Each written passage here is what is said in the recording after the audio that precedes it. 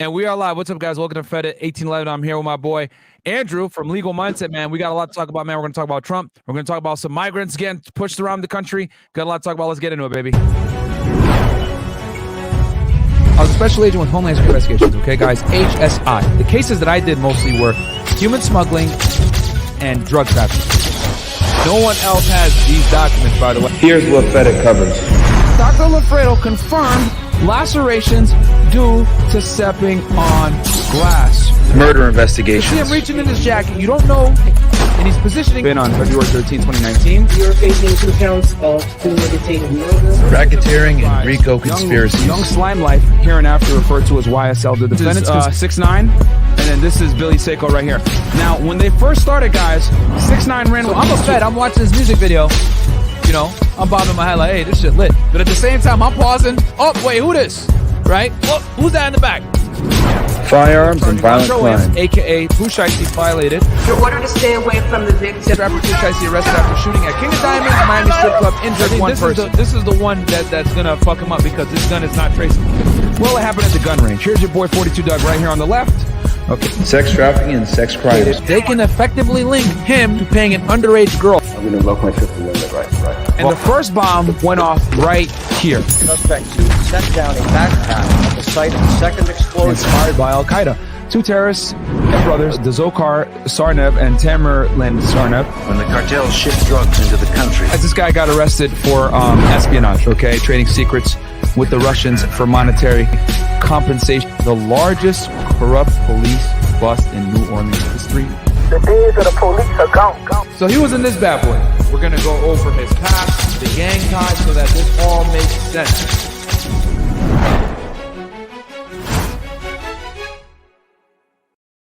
All right. What's up, guys? Welcome to this special edition of Fed It, man. I'm here with my boy Andrew Esquire, man. As you guys know, we're going to be going to London tomorrow. So I want to make sure that I film an episode of Fed It for you guys before I leave.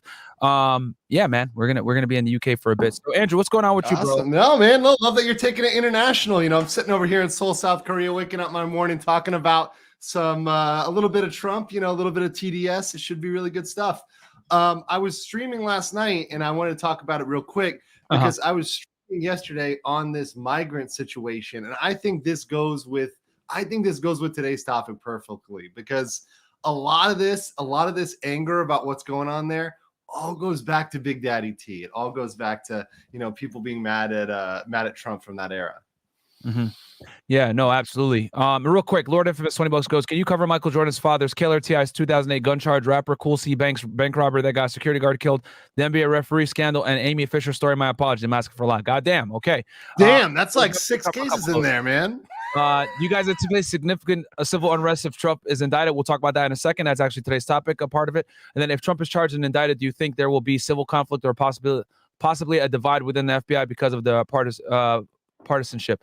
That's going to come up on today's show as well, guys, so don't worry. So Andrew, I know who you are, man. Can you introduce yourself to the people real quick? Yeah, so if you guys don't know, I'm a Florida attorney, practicing Florida attorney.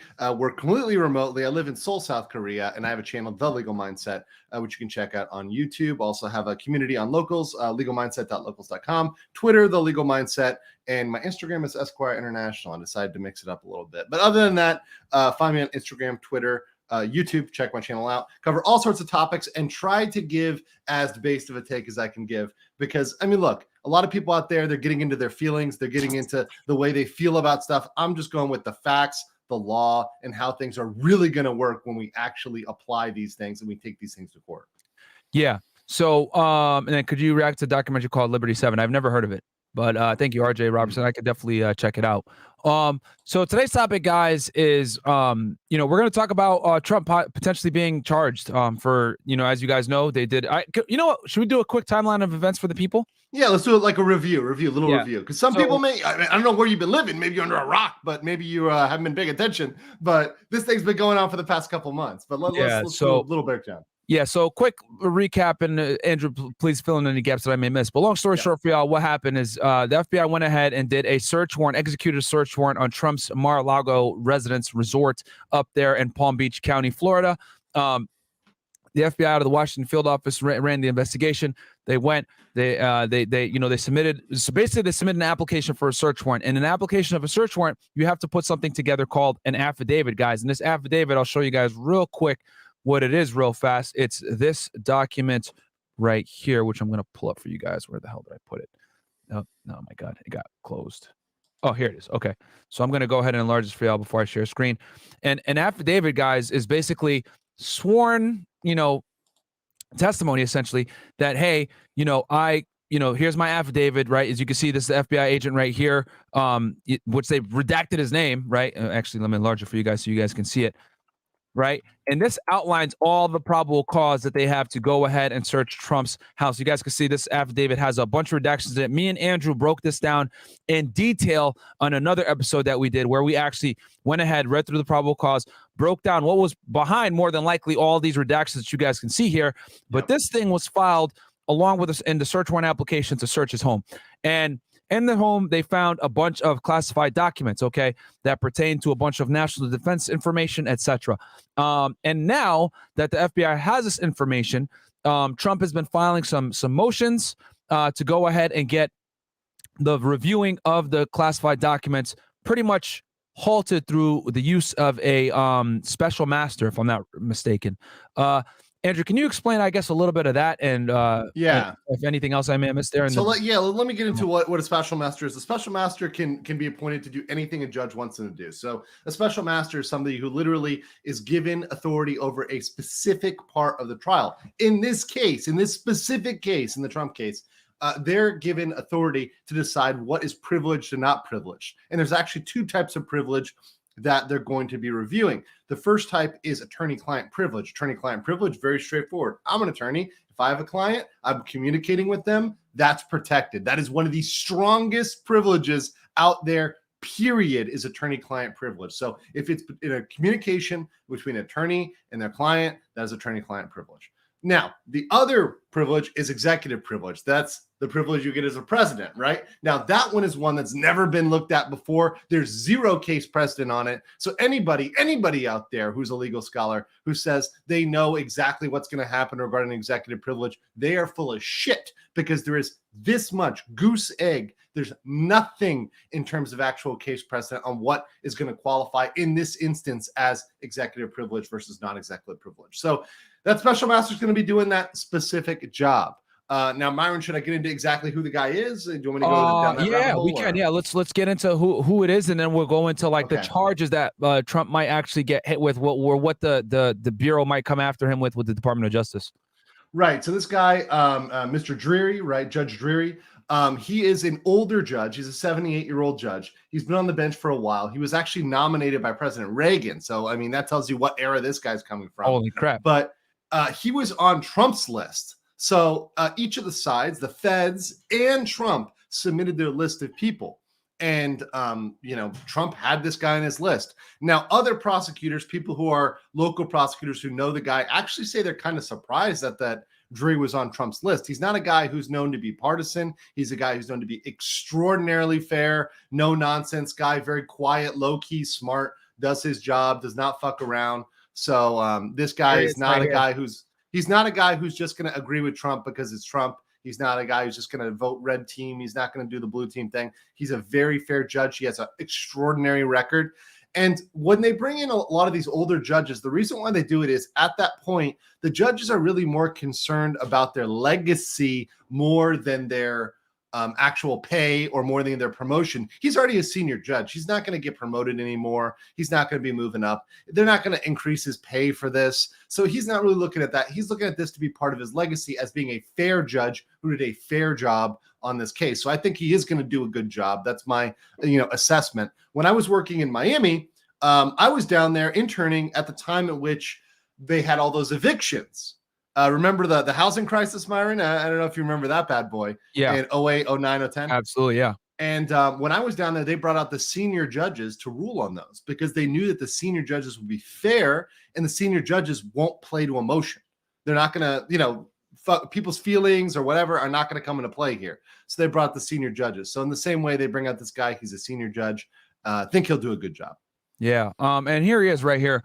I pulled him up as you were talking about him. Who is he? Jury, a Reagan nominee, has served as a federal judge in New York since 1986. He retired in 2011, is now a senior judge in the district. He also served a 7-year term on the U.S. Foreign Intelligence Surveillance Act Court, or FISA Court, which is very important, guys. That means he understands the importance of classified information. A lot of judges will never see classified information, so that shows that he's educated in that world. And then Jury is one of the judges who approved an FBI and DOJ request to surveil Carter Page, a Trump campaign foreign policy advisor, as part of the federal inquiry into whether Russia interfered in the 2016 election. So yeah, he basically approved someone on Trump's camp to be surveilled under FISA.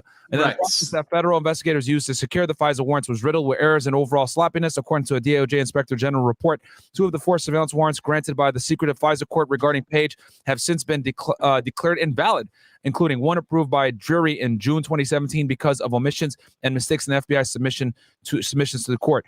And here's the funny part. You guys are never going to see those because FISA courts are pretty much all classified, right? Yeah, and I don't know. I don't even know how they brought up those, but yeah. Should we explain to the people real quick the difference between FISA courts and regular go courts? ahead. I think it's a good educational. All right, so real quick, guys. FISA courts are a different world from regular court system. So the regular court system, you get arrested for a bank robbery, whatever it may be, you're brought in front of the judge, they go ahead and take all your judicial proceedings in front of that judge. It's all public. It's all on Pacer. You can find it. FISA courts don't operate that way. FISA courts, guys, are typically designed to go after people that pose some type of national security threat to the United States, which typically are done in secrecy. They're typically classified, and you need to be typically either with the FBI or the Joint Terrorism Task Force to be even involved in those types of situations, so you can go ahead and get FISA warrants. FISA warrants are typically used on people that are terrorists or people that are suspected of damaging some type of or having causing problems for national security. And FISA courts obviously don't have the same, how would I put this? They don't have the same. They don't have the same standards. Yes, they don't have the same evidentiary standards. Let's put it that Yes. way. They have much different standards, much different rules. It's almost like they have a different rule book. Almost like, although not quite like the UCMJ, right? Like they're playing under their own rules, right? Yeah. FISA courts play under their own rules in that way. That's the easiest and simplest way to do it. But we're not dealing with a FISA court here. And one other thing I want to clear up, because I saw some motherfuckers in the chat who are uneducated as shit, and I like to correct some uneducated shit. So here's what I got to put out. Somebody said, "Oh, hey, so this guy's going to be deciding whether to indict him or not." No, all this guy does is decide whether or not stuff is privileged or not privileged. And therefore, by the way, if it's privileged, the FBI cannot use that as part of their investigation. Remember, the FBI actually, which is fucking astounding. I mean, their level of balls on this is like 9,000.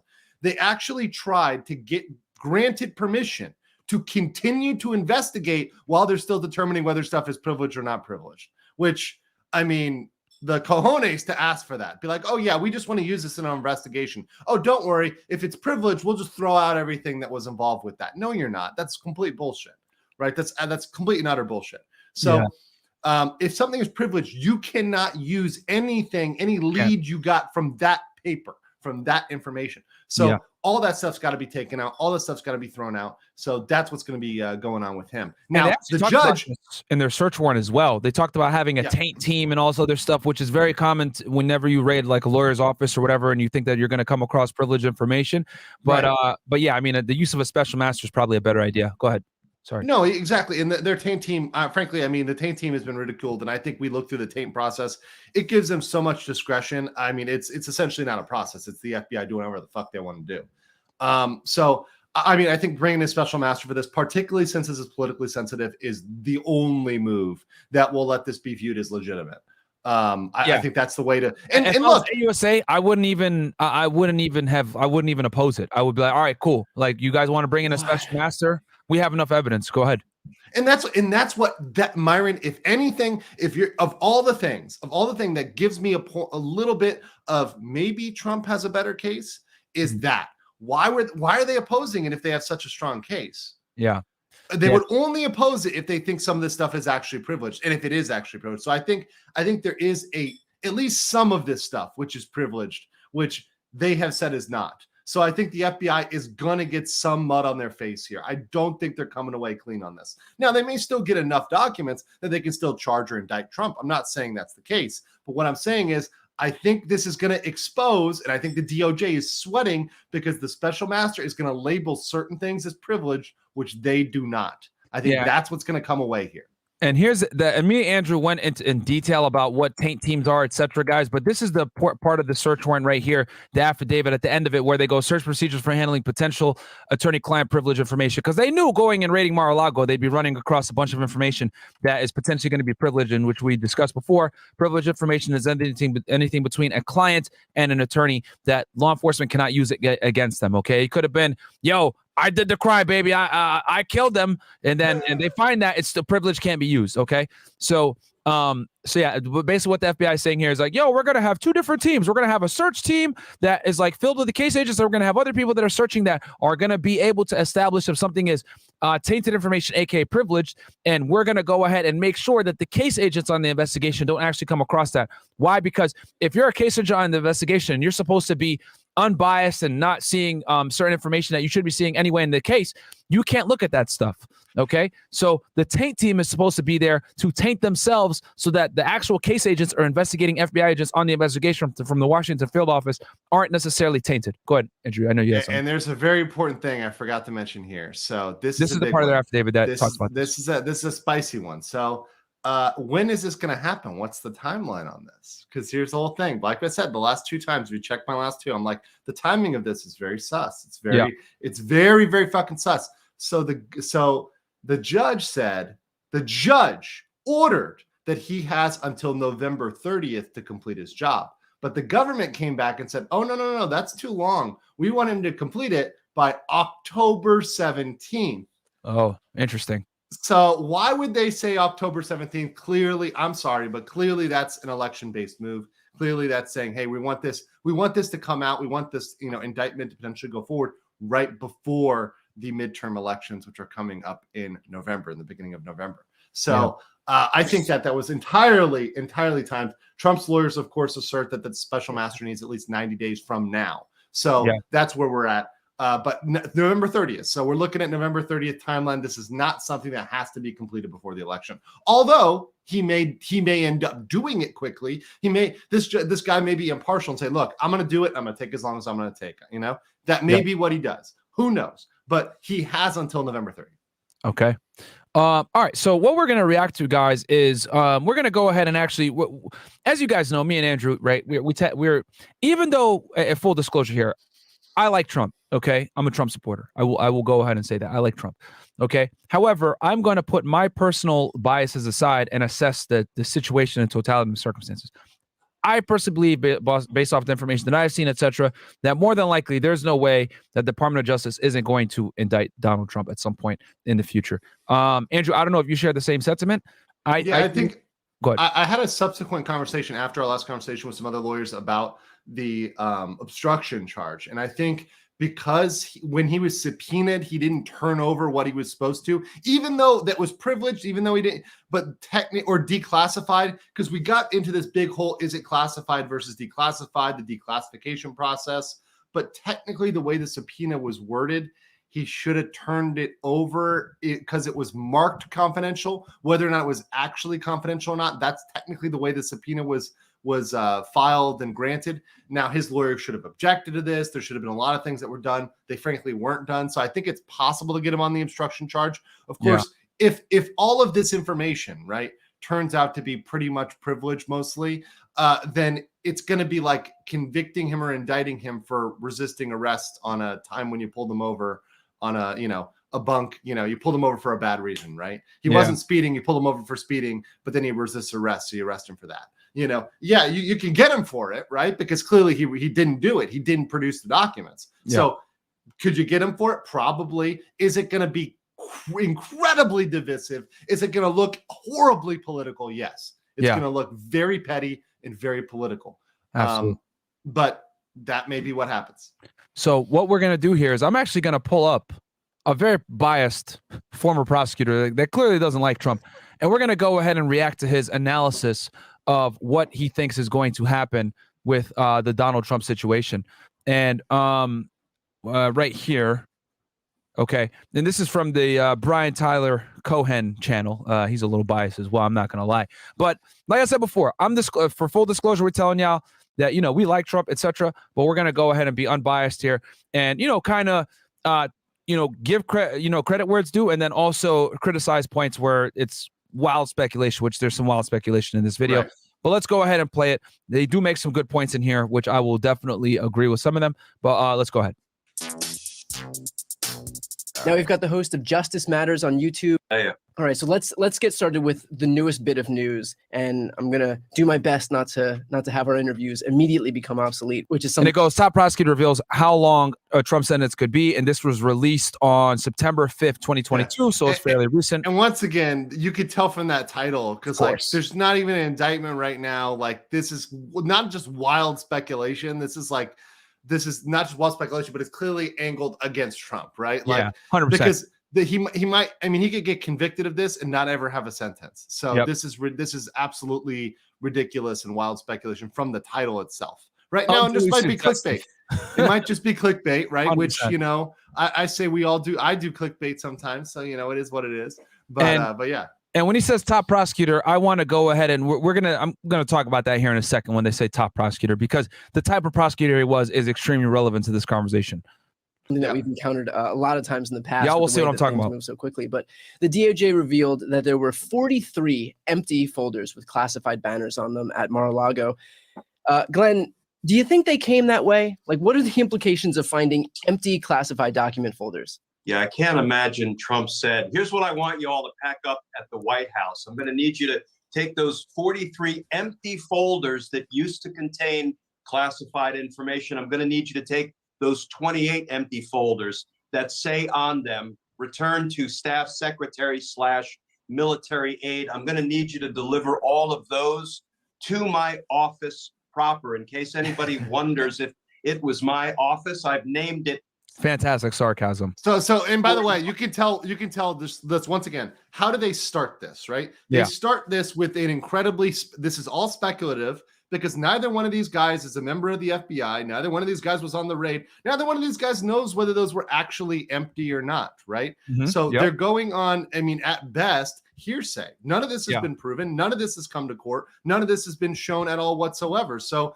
Regardless of, okay, the FBI said it, have they proved it in court? No, they have not. They've proved none of this. They've shown none of this. So the fact that these guys are going on this, the fact that this lawyer is starting out with that and not starting out with a legal analysis, shows you how deeply biased he is and how deeply flawed his analysis will be. That's what I start out with. I'm like, okay, this guy's been criticizing Trump for years. Yeah, if you look he's at not his starting. name, He's not starting by explaining the law. He's not starting by telling you the statutes. He's not starting by showing you the subpoena. He's starting by telling you there's some boxes. Well, okay, prove it. You know, prove that he took those. Prove he took that information out. Absolutely. Yeah. And Brian, that's just some of the empty classified documents folders that were found at Mar-a-Lago. There were also several found in a storage facility across multiple boxes.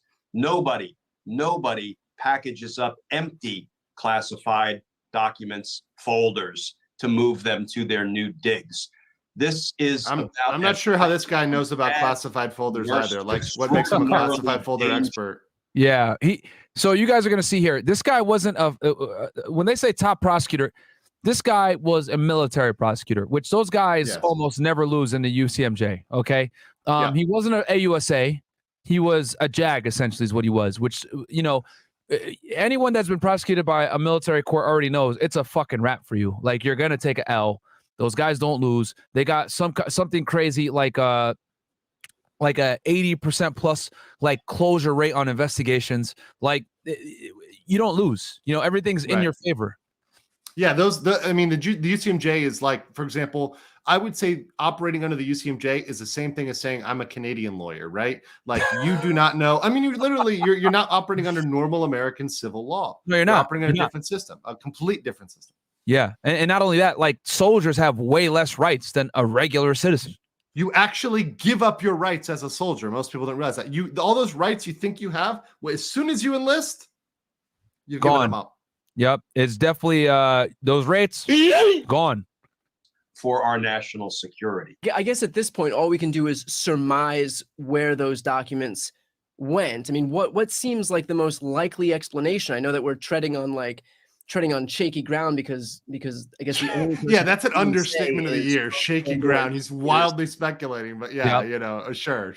you know. And this is what they're doing to prop up what they're going to say next year. Right. We've looked into this, but what's the most likely explanation as to why there are empty classified documents? So the ground under our feet might have become a little firmer in the last 60 minutes or so, because the reporting just broke that a Russian oligarch by the name of Viktor Veskelberg has right now, as we speak, the FBI and the Department of Homeland Security are searching his New York and Florida properties, and they are seen carrying boxes out of those properties. Do we know whether that's related to this morning's revelation that Donald Trump had empty classified documents folders? We don't. It might be pure coincidence, but I think we have to wait and see. You know,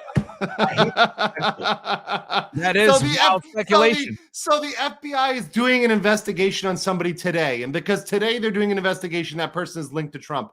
This person loses all his credibility for saying this. He has no idea what this guy's being investigated for. The fact that he's being investigated today, it's like, this is happening today. And because it's today, that's the link to Trump. You have no idea. Once again, the Russia stuff is what they've been trying to come after Trump for years for. They have not said this is related to Russia at all. In fact, they've actually insinuated it's not related to Russia at all whatsoever. And this is something they've been trying to put on Trump, this juju they've been trying to put up the Russia stuff, and they haven't been able to bring any concrete criminal charges, anything. There's no proof of any of this. Russia has been debunked a million times. 6 years this has been going on. And here we go. Federal agents search homes linked to Russian oligarch who recently had yacht seized, sources tell CNN. So this is a guy that this is CNN about. Too. So and he's very, very biased. Extraordinarily biased right here. So basically, CNN film agents dressed like in jackets marked police HSI as they were removing items from the Park Avenue property Thursday afternoon. So this is my former agency actually that went ahead and did a search warrant in his house. And I'm wondering what the U.S. court documents. Okay, let's see. Okay, so here's a search warrant. So it's an FBI search warrant here.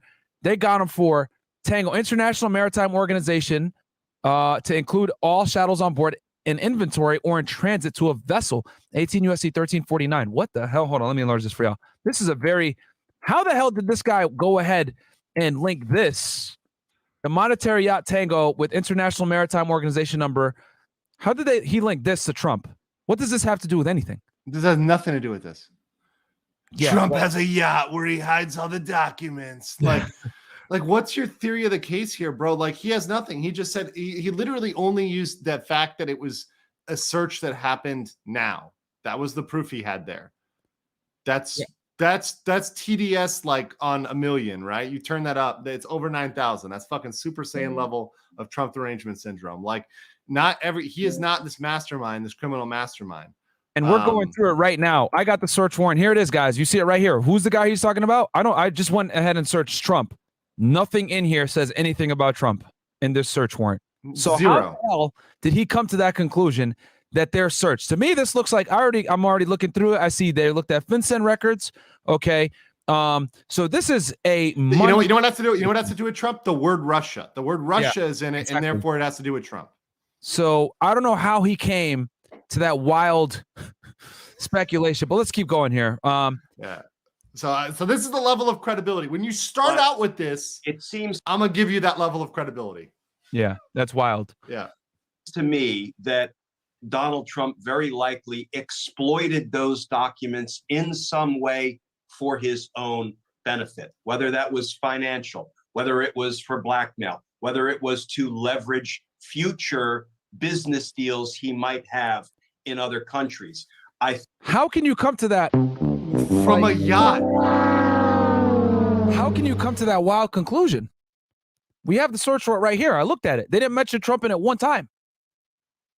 And for me, looking at it right now, it looks to be a bank fraud investigation of finances. But we'll keep going. Yeah, I think we're going to begin to learn more about that. But I've talked to some national security folk who. Oh, sure. Okay. So he's talked to people, right? This is the whole, I've talked to people. Yeah. But he's not naming anybody, right? So, oh no, I've talked to people too. I've talked to the fucking head of the FBI. You know, like you can say that, anybody can say that. Oh yeah, I've talked to people. I know people. Fuck you. Like that part there. I don't like that statement because anybody can say that, right? Anybody knows people, right? it's an empty statement, doesn't mean anything, right? He's not producing, okay, based on this evidence specifically, this fact, I'm going to assert this. That I had liked. If you have an empty folder with a classified banner on it, might you be able to tell what that folder used to contain? And I was told, yes, we do have ways to figure that out. And Brian, I had a TS SCI clearance when I was an Army prosecutor handling an espionage case out of Army prosecutor. Very important, guys.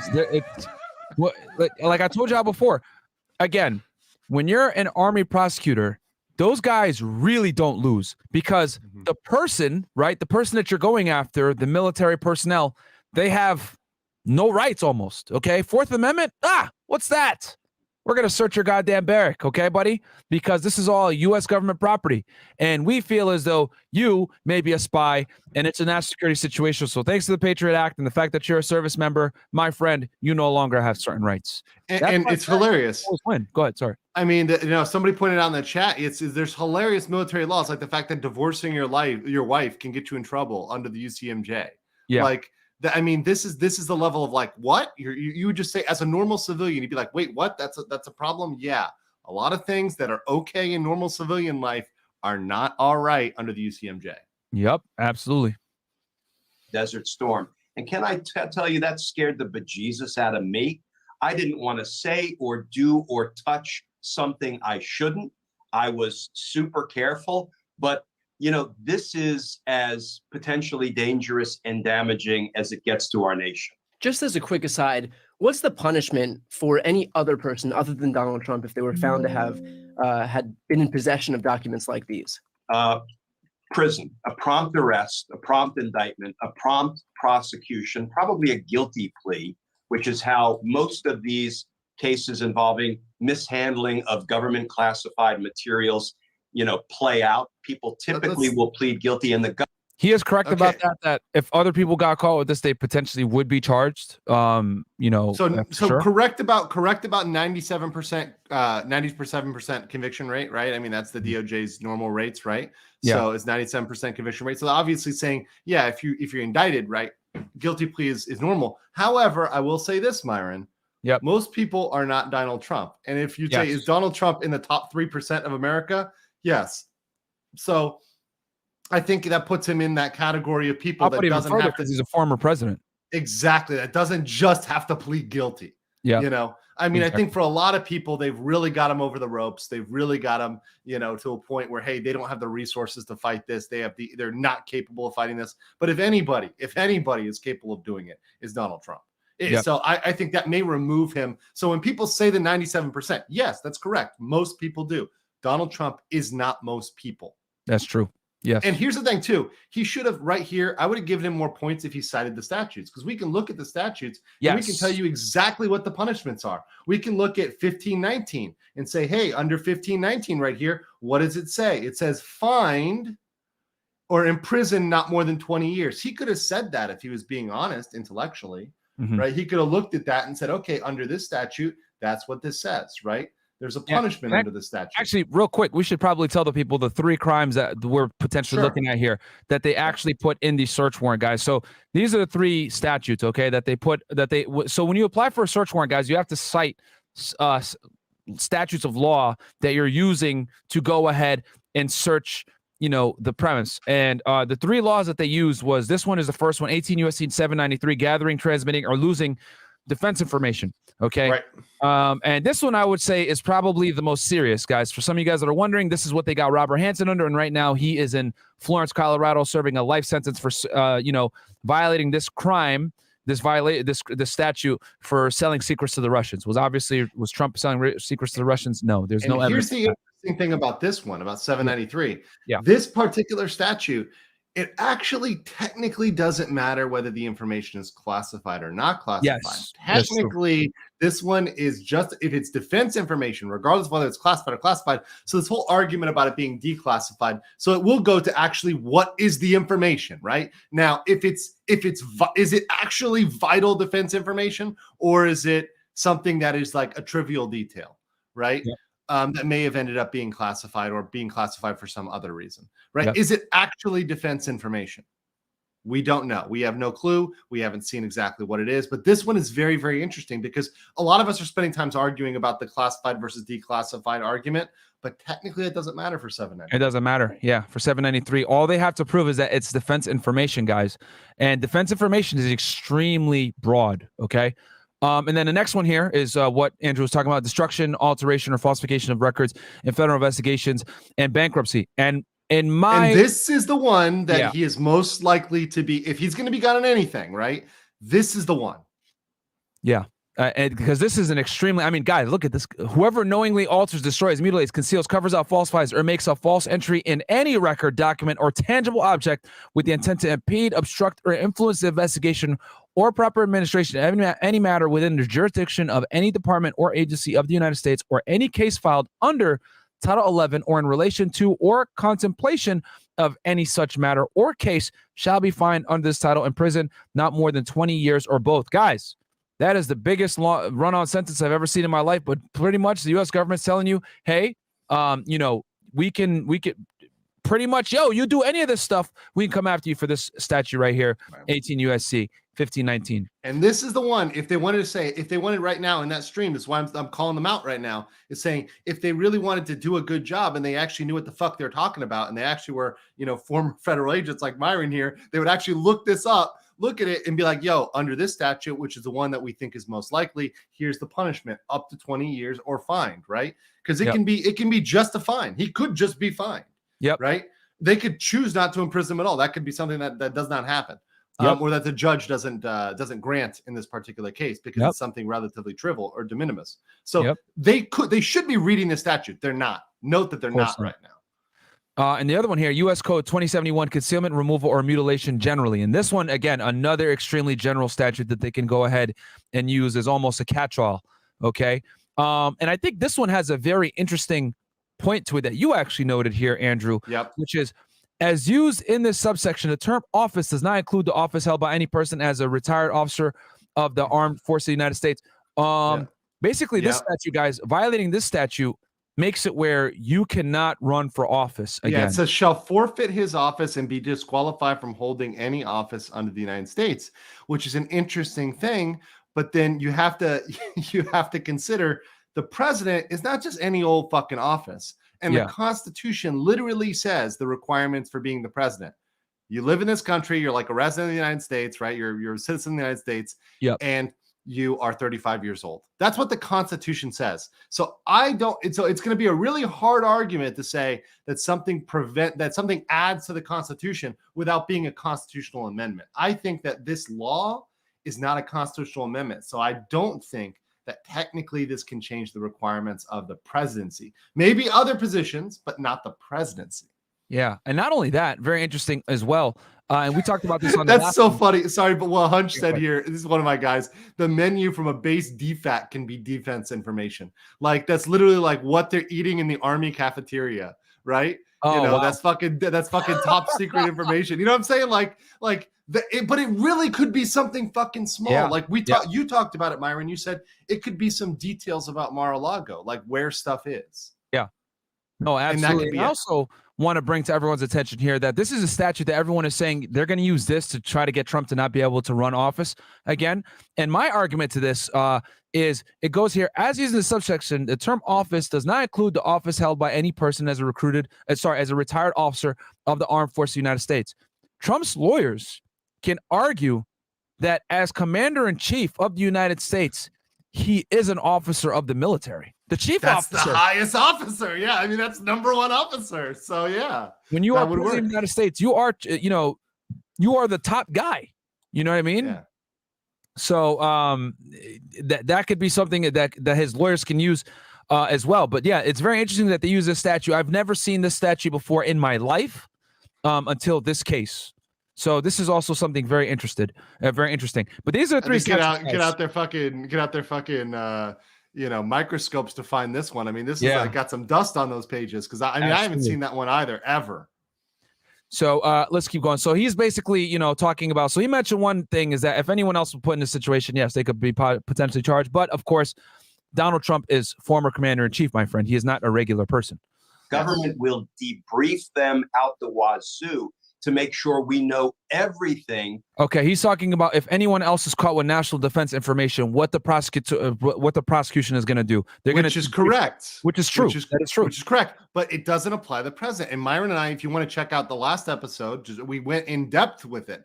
It does not apply to the president because the president has a separate process for declassifying information. Thank you, George W. Bush, Obama, right? That is what happened under their reign. Both George W. and Obama changed the process for declassification. So that process has changed. So this whole debriefing and all this other shit, this doesn't have to happen with the president. So all this argument he's saying is true for a normie army grunt that he's used to dealing with. This is not a normie army grunt. I'm sorry, it just isn't. You're talking about the commander-in-chief, my friend. Right. That might result in damage to our national security. But we can use the concrete example of a Department of Defense executive assistant named Asia Janae Lavarello, who was serving in Hawaii with the federal government, mishandled a secret document, and also failed to transmit some handwritten notes she had taken, that she was authorized to take, at a meeting at which classified information was discussed. She failed to transport her notes in a secure diplomatic pouch. This year, she was put in prison for 3 years. Donald Trump? No, sir, that is actually incorrect. I actually went ahead and pulled this case up. She actually got hit with an information, okay, and she agreed to plead guilty, and she went ahead and got 2 months in prison. So that is not true whatsoever. Can you explain to people real quick what an information is, Andrew, while I pull this up? An information is essentially just a way that the federal government files charges. There's two ways: information or indictment, right? A grand jury indictment. So essentially, they're just filing an information saying, hey, here's the charges, here's the evidence that we have, right? Here's a probable cause we have on this individual in order to bring an indictment, in order to bring charges against a person. So there's two ways, right? They can also call a grand jury, which is regular citizens, to decide whether, hey, are we going to bring charges against this person or not? So this is a different method, but it's still a valid method of bringing an indictment. Yeah. It's typically what you use when people are like cooperating or like they're agreeing to plead guilty up front. Typically, if I see someone get hit with an information, that tells me 9 out of 10 times they're cooperating with the government.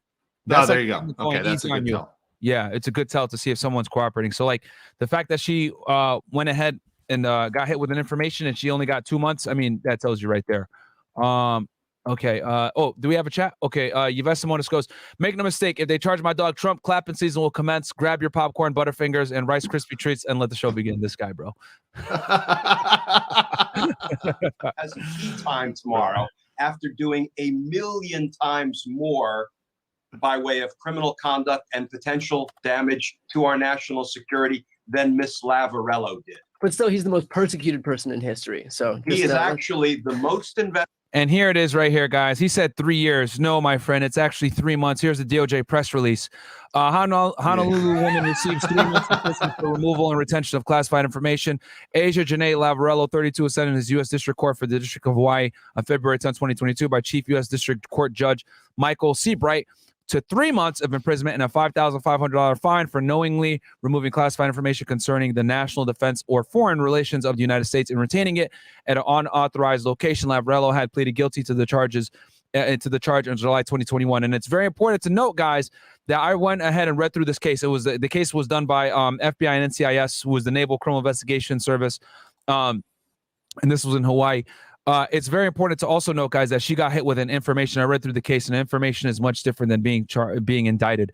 And she got fucking 3 months in prison, so it wasn't 3 years. Okay, so he's obviously sensationalizing it. But you could see right now he's just so happy at the fact stating that Trump is the most persecuted person in the world. Yeah. But once again, this makes him so happy. You know, it's once again giving away the clear sentiment and bias. Absolutely. Yeah. Investigated and least prosecuted person in the history of our nation. So there are two statutes at play. Which, here. by the way, that's not a good thing. Like saying that he's been investigated but not prosecuted. What does that mean? There's no actual crimes, right? So if you're investigated, not prosecuted, that means a bunch of people don't like you, right? But there's zero proof. which means literally they're full of shit. So that actually is a counterpoint. Yeah, I don't think he's making the point he thinks, and this is the problem. An investigation is not the same thing as an indictment, right? Or as bringing charges against somebody, and these retards are at, IQ level 0 here, trying to make these things the same thing, but they're not. They're simply not. And let me tell you guys, as a government official, I mean, Andrew, you were with me during this. Yes. As a public official, guys, if anyone makes an allegation against you, an investigation is automatically initiated. I told you guys a story before. I went through an internal affairs investigation when I was an agent myself. There was a bullshit allegation that I got into an altercation at a strip club and got in a fight with some strippers. I was there with Myron for that. I looked at it. I mean, it was fucking bunk. It was bunk. It was total bunk. I wasn't even inside the club that night, guys. I wasn't even in there. However, these allegations were made. I went through an entire 6-month, internal investigation. It was fucking nerve-wracking, etc. Thank God, nothing. They didn't take my gun or anything like that. It wasn't that serious. But, Office of Professional Responsibility, right?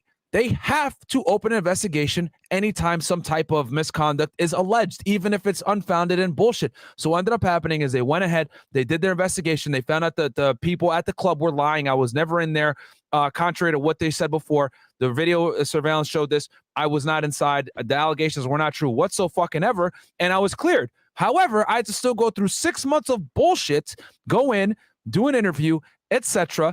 And, no offense to the OPR agents. I don't have an issue with them. They're just doing their jobs. They got to do what they got to do. It's an administrative investigation. It's not criminal. But when it's an administrative, guess what? You have to go in. They swear you in. You raise your right hand. You got to tell the truth. You can't lie. And you have to answer the questions. You get no Fifth Amendment privileges. You get no right to a lawyer. None of that. I couldn't even let's say I retain Andrew to come in with me. He couldn't come in with me. Right. He would have to wait outside as they question me, guys. So that is what happens when you're a public official and an allegation comes against you, even if it's bullshit. So yes, of course, Trump is going to be one of the most investigated people because a lot of people don't like him.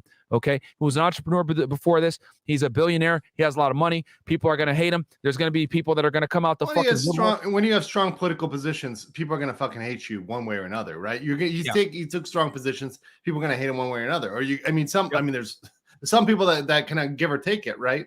I think for me personally, I'm not very personally invested in Donald Trump personally, but if you look at this particular case and you say, okay, what's good and what's not good, right?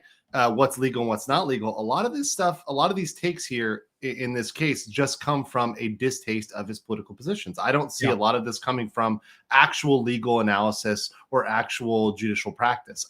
From either of these guys. Well, one of them's not an attorney, so I can't blame him. But the guy who's not wearing a tie, that guy should know better. Yeah, no, absolutely, man. And CJ Miller goes, I never got a notification. It's because it's related to Trump? I wonder. Potentially. They don't like him on YouTube, guys. They took down his Nelk interview, even though I thought it was a great interview. And they're trying to hide people covering the Jones trial right now. Is that related? I don't know. Oh, shit. I didn't even know that. Yeah. But yeah, guys. So just understand that, like, yes, I get it. Oh, Trump is the most sophisticated person. But anytime you're a public official, they have to open. There's an allegation, they have to open a case. There's no way around it. They must. Okay.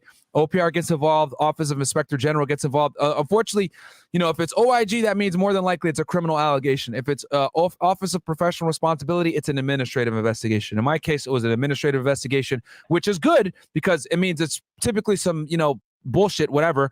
However, that means you're not afforded the same rights as in a criminal investigation, which means you have to show up, you have to give an interview, you can't assert any type of rights, and you got to answer all their questions. And it could be any type of administrative thing. So for me, the catch-all a lot of the times is conduct unbecoming, right? But I was cleared, everything was good.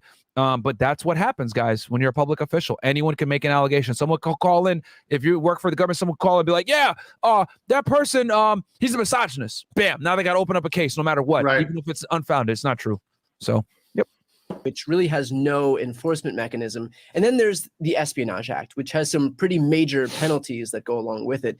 Can you speak about the differences here and how those things apply in this situation? Now, they're talking about the statutes, guys, that me and Andrew just went over with y'all. Right.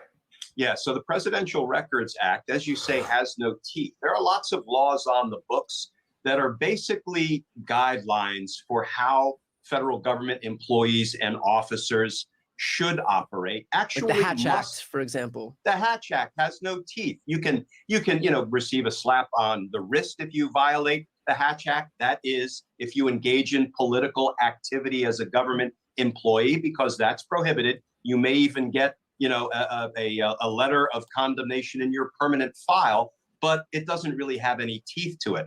But the Espionage Act provisions sure do. And under 18 U.S.C. 793, it sure seems like Donald Trump has mishandled national defense information. The reason I say... See, you know what's funny here? Pause this. Yeah. So he's literally saying, see, this is the thing. Like, if he came back and said what we said, and we're like, yo, it's going to be 1519, right? Yeah. I would say, okay, you can make a case for that. Yeah. But he went with 793, the one we know nothing about right now. See, this is how I know he's fucking wildly speculating. So of all three, if you were gonna pick the one that we know the least about, and so therefore at this point is the least likely, I would not say is the one like this is the winner. No, I would never pick that one of the three. I would never pick that one of the three. He goes and picks 793. Why? Because it ties into the Russia case. It ties into all this other stuff going on. And serious charge too. The nuclear codes. Exactly. It's the most serious charge.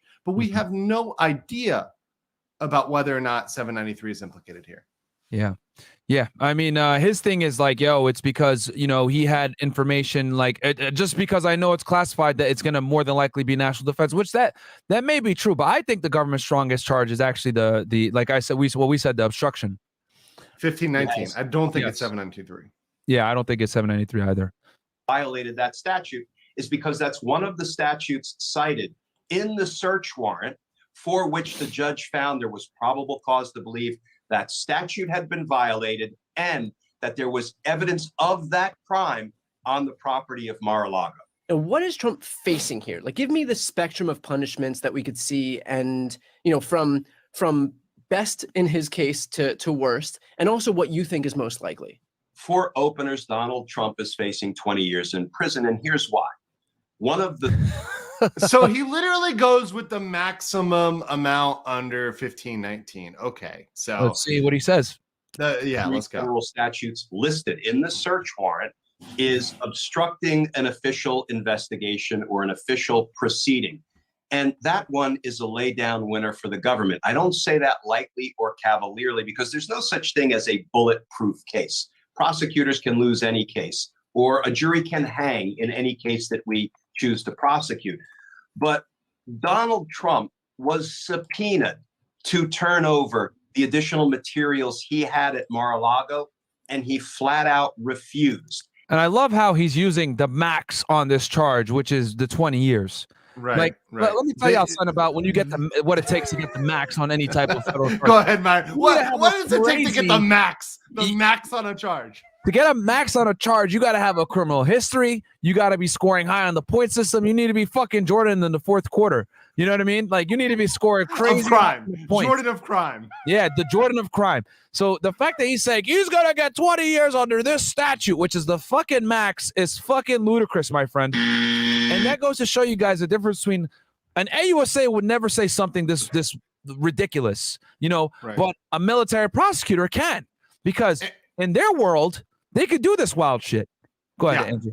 And a military prosecutor who's now turning himself into a social media guy, right? He's turning himself into a social media guy. So people can use him. He's going to be a talking head when they need a legal expert. This is why you guys need to subscribe to people, maybe a little bit of lawyers like me and my friends. And there's lots of lawyers that are in the online legal community, lots of lawyers on YouTube.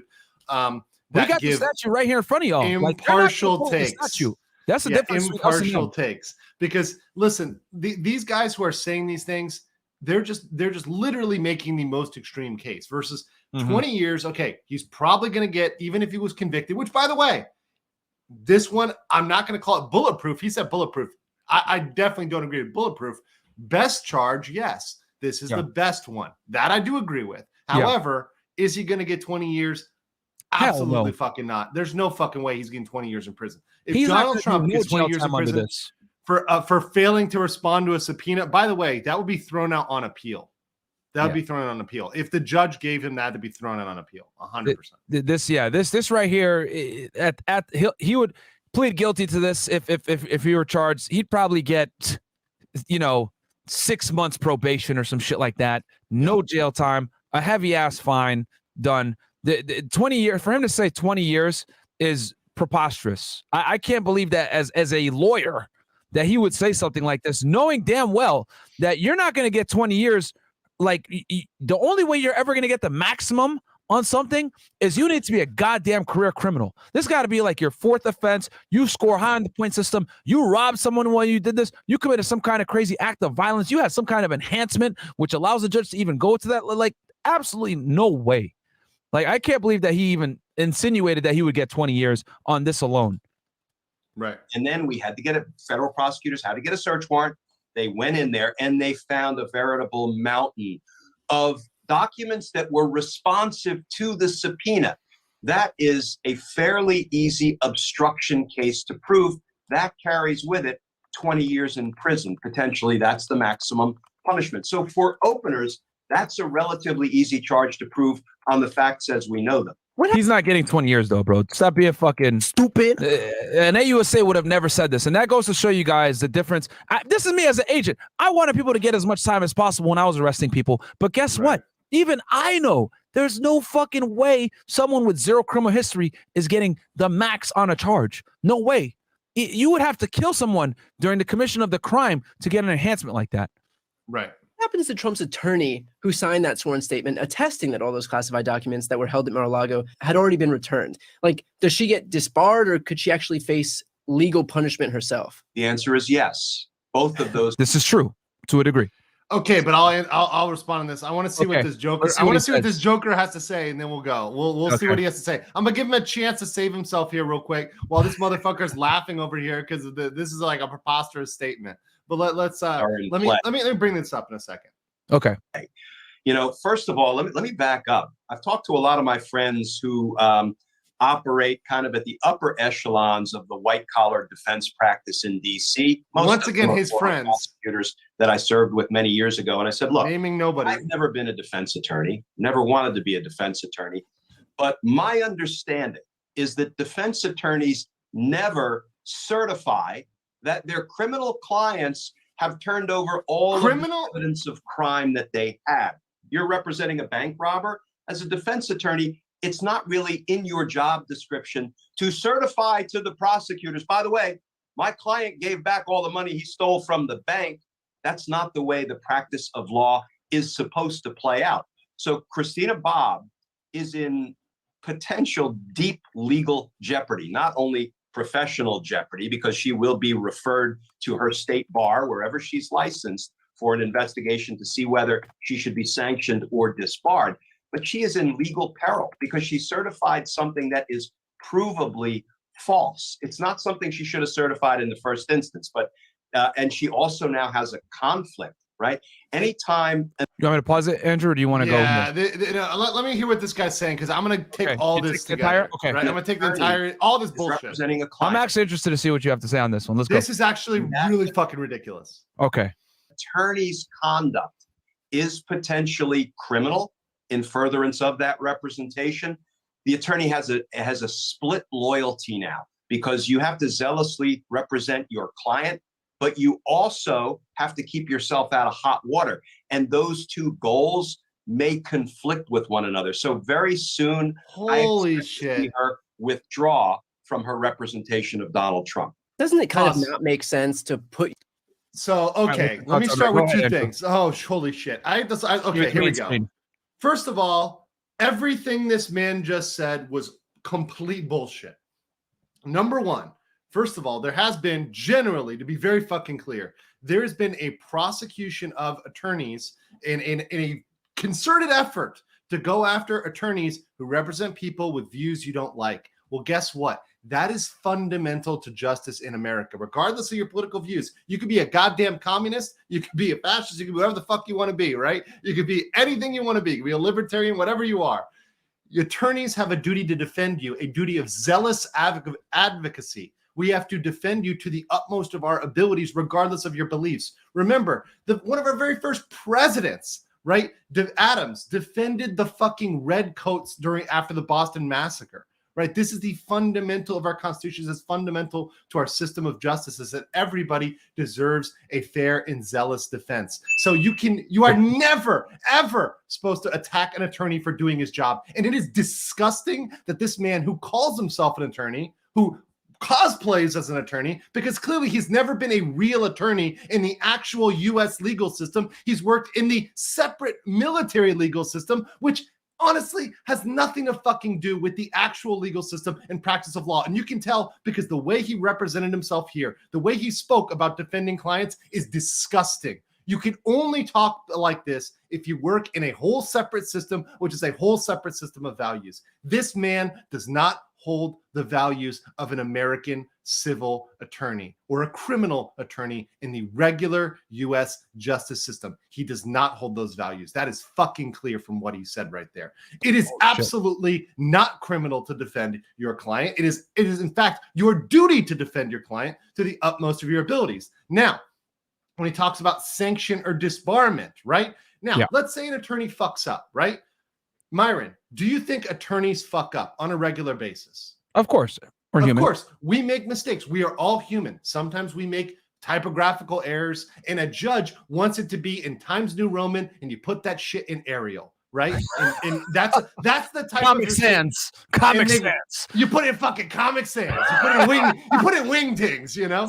And you submit it and you fuck up. Right? That's a fuck up. And guess what? Some judges won't give you a chance to review it. They'll deny it. They'll throw it out of court and you lose the case because you put it in the wrong goddamn font. That's the type of error that attorneys make all the time. Is that criminal? No. Attorneys fuck up. Attorneys do things that they don't necessarily need to do. So he's saying, oh, well, in this case, they certified something. They shouldn't have certified it. Okay. Maybe an attorney fucked up, right? Maybe if Donald Trump is convicted, then he might have some sort of bar complaint to submit. But guess who's the person who gets to submit that motherfucker? It's not your bald head ass. It's Donald Trump. Donald Trump is the one who would have to report because he has that attorney-client relationship. You do not. You know nothing about this. You know nothing about this case and has no standing to submit that complaint. In fact, when you submit a complaint to the bar, you have to certify that you have personal knowledge of this case. This man could not do that. He has no personal knowledge of this case, and he wouldn't dare do that because, in fact, he could get in trouble for submitting a false bar complaint. So what he had to say about attorneys was not just wrong, it was vile and disgusting and really goes against the spirit of the American legal system. God damn. Go off, man. Give you a dynamite. I'm sorry, bro. When I see attorneys do that shit, it's disgusting. It is vile. And this is exactly why I have my channel, because I see people do these things. They're unethical, and they do them again and again and again and again. That is not what justice should be. Justice should be giving a fair defense or giving a fair case to everybody, right? There's a fair prosecution. There's a fair defense. We play by the fucking rules. We don't say, hey, you represented a person I don't like, right? They don't like Trump, right? Anybody who represents Trump, they want to get rid of all those lawyers. They want to try those lawyers for crimes, for defending their clients. That is disgusting. That is vile. And the fact that he even brought that up is really horrible. And I'm really glad, because I'm learning right now. I'm really glad I had you on, because I genuinely thought, I was like, damn, maybe she's in trouble. Maybe she could get referred to the bar for this. So you're saying that what he just said is a moot point. It's not going to happen. It's cap on his head. Never gonna happen. There's no fucking way that the attorney gets brought up on criminal charges. There's no way. I'm telling you guys, it's not happening. It's not happening. That the fact that he said kept them from going to the storage room. That's like their allegation. She kept them from going. The FBI from going to the storage room, and she certified a document that wasn't true and correct. So you don't foresee worst case scenario. If Trump is convicted or fined or whatever, he's punished in some way. If we get there, Trump could file a bar complaint, right? And the worst that would probably happen was they might be suspended or might be fined or might be punished, right? I don't think they're going to get disbarred for it. I don't think it was a big enough issue. Gotcha. So the disbarment is serious. Disbarment usually involves, frankly, the biggest reason people get disbarred, so everybody in your audience knows, is from embezzling money. frankly. So if you really? take your That's money client's for your money, they actually, you know what's funny, Myron? You can do coke, you can get drunk, you can have a DUI. That probably won't get you disbarred. What'll get you disbarred is taking your client's money. Oh shit. Okay. I learn something new every day. So you're saying the only person that even really has the authority to refer her to the bar is Donald Trump himself. No one else really. They don't really have standing. The only other people that might are the prosecutors, if they have actual knowledge that Trump's lawyer did that. But other than the federal prosecutors or Donald Trump, there's really nobody else who has standing to do that. These other people don't have standing to do that. Gotcha. And the federal prosecutor would have to have a good amount of information to be able to do it, because if you make a bullshit allegation to the bar, you can lose yours. So might not even have risk. They would have to. I don't think the federal. So I'm saying they could do it, but I don't think the federal prosecutor would do it, because you have to understand the relationship between attorney and client, what was said, what wasn't said, to realize whether they breached their duty. Because that's the duty that's being breached that can be potentially criminal, is if you breach a duty to your client. How the fuck does anybody know that? This Justice Ritter, he doesn't know shit about the attorney-client relationship. He knows nothing. He's completely making this shit up, just like he made up the Russia shit. Interesting. Okay, that dude learns something new every day, which is why it's great to have. And I didn't know I was gonna get turned up on this one, man. This is attorney giving the truth, because in my head I was like, damn, can she be referred to the bar for this? Like, no. But that's a bombshell. That it's only really Trump that can refer her. You know? Yes, only Trump in this case. Wow. Okay. Yourself and your profession on the line in service of or on behalf of someone like Donald Trump, who's known to lie. I mean, like, just from a judgment standpoint, wouldn't it be smart of her to have, everyone lies, bro. No, how? Come on, man. These SJWs, man, make it look like everyone is 100% honest all the time. Everyone fucking lies. Matter of fact, one of the FBI agents that was involved in busting the 9/11 case, one of the biggest things he got was to turn an informant. Was he said a bunch of Lebanese people were killed in the 9/11 attacks, and that's how he was able to go ahead and identify a bunch of people that were in charge of the 9/11 attacks. Like, everyone lies, bro. You know what I mean? That's what it is. Maybe not predicated her this entire thing on trusting what Donald Trump says. Yeah, but let's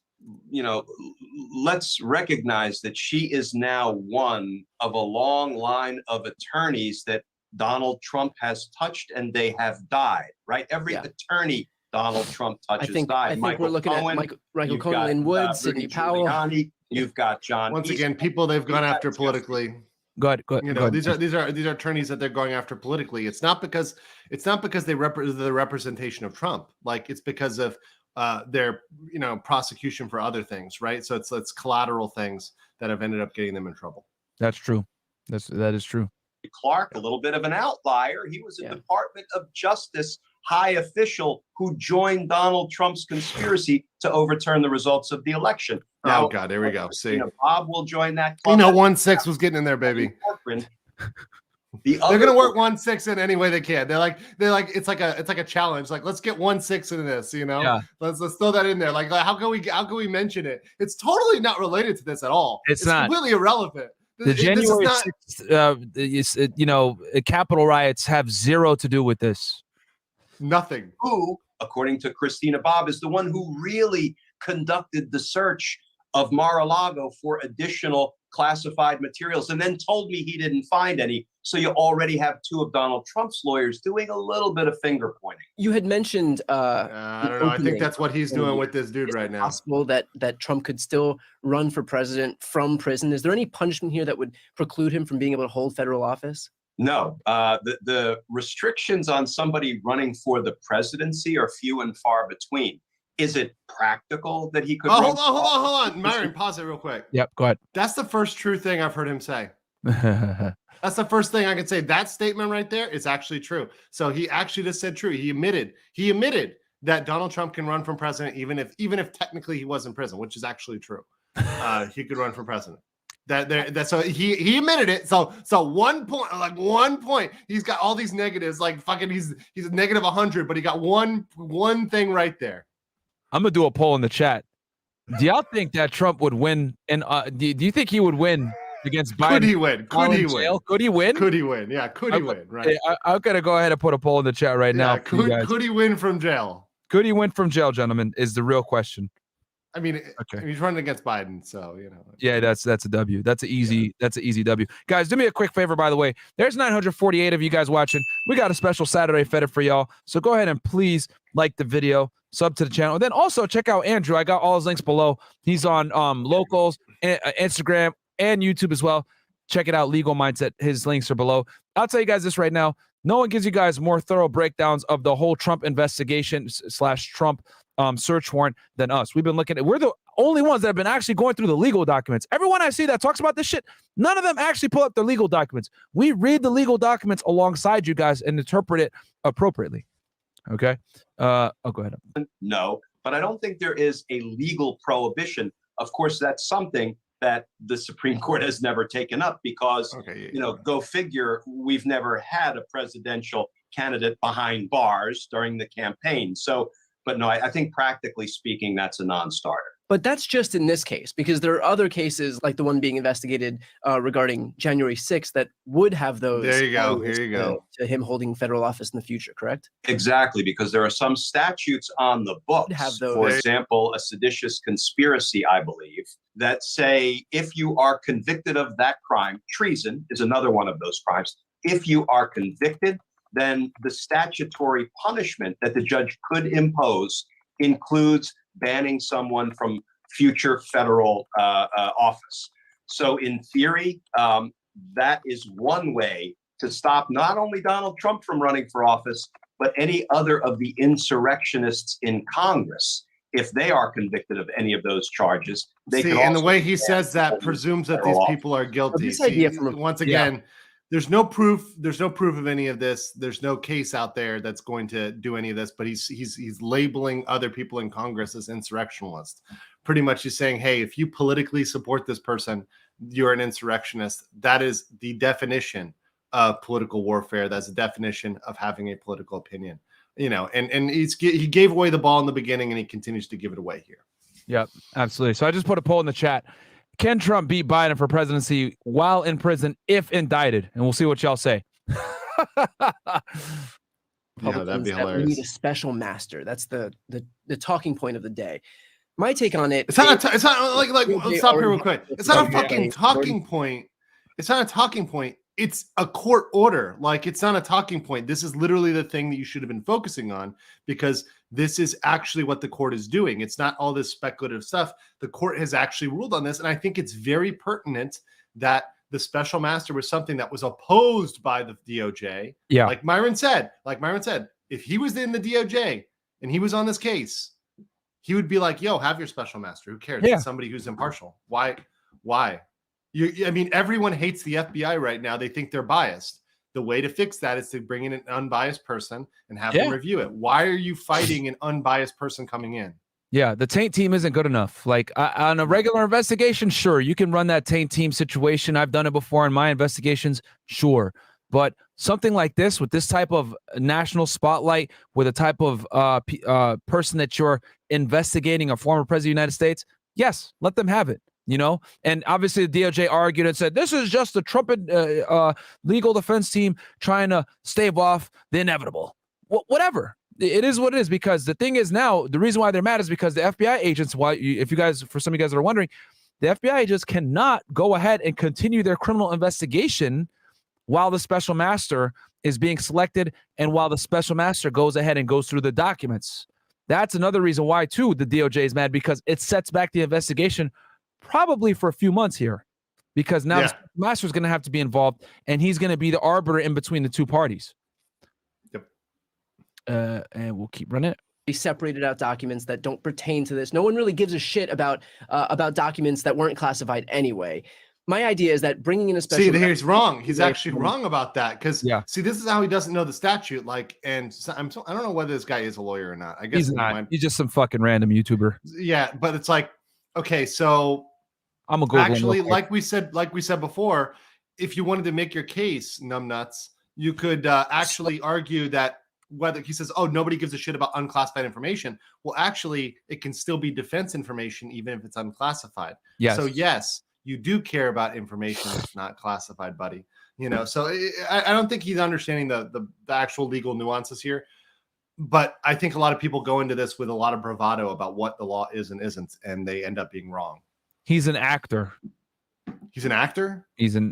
From what I'm looking here on his, I'm gonna look more, but he's an actor, and that's the other thing too. Shift to YouTubing. Yeah, there you go. Yeah, you know that's another thing too that I want to say as well. The difference between us and these other people, guys. You have a former federal agent that written hundreds of search warrants, and you have a lawyer here that's breaking all these things down for you guys. We're pulling up the statutes, we're going through the legal documents, we're actually reading it and deciphering it for you guys. I don't know anyone else on YouTube that's doing this, and we're doing it from an unbiased standpoint. Just like I said before, we do like Trump, we do support Trump. However, I'm telling y'all that I think he's going to get charged, and I think me and Andrew both agree here that the 1519 charge, the 18 USC charge, 1519 charge, you know, the obstruction charge that they have here, which, you know, we read for you guys before, is extremely broad. Okay, and it's the biggest run-out sentence I've ever seen. That is probably the U.S. government's strongest charge to go after Trump. All they need is one document. So, like, if there's one fucking document that's not privileged, and they can get him on this, they can technically get him. Now the judge is going to be like, okay, it's one document. Your fine is $100. You know, go away. You know, it could be a de minimis thing, right?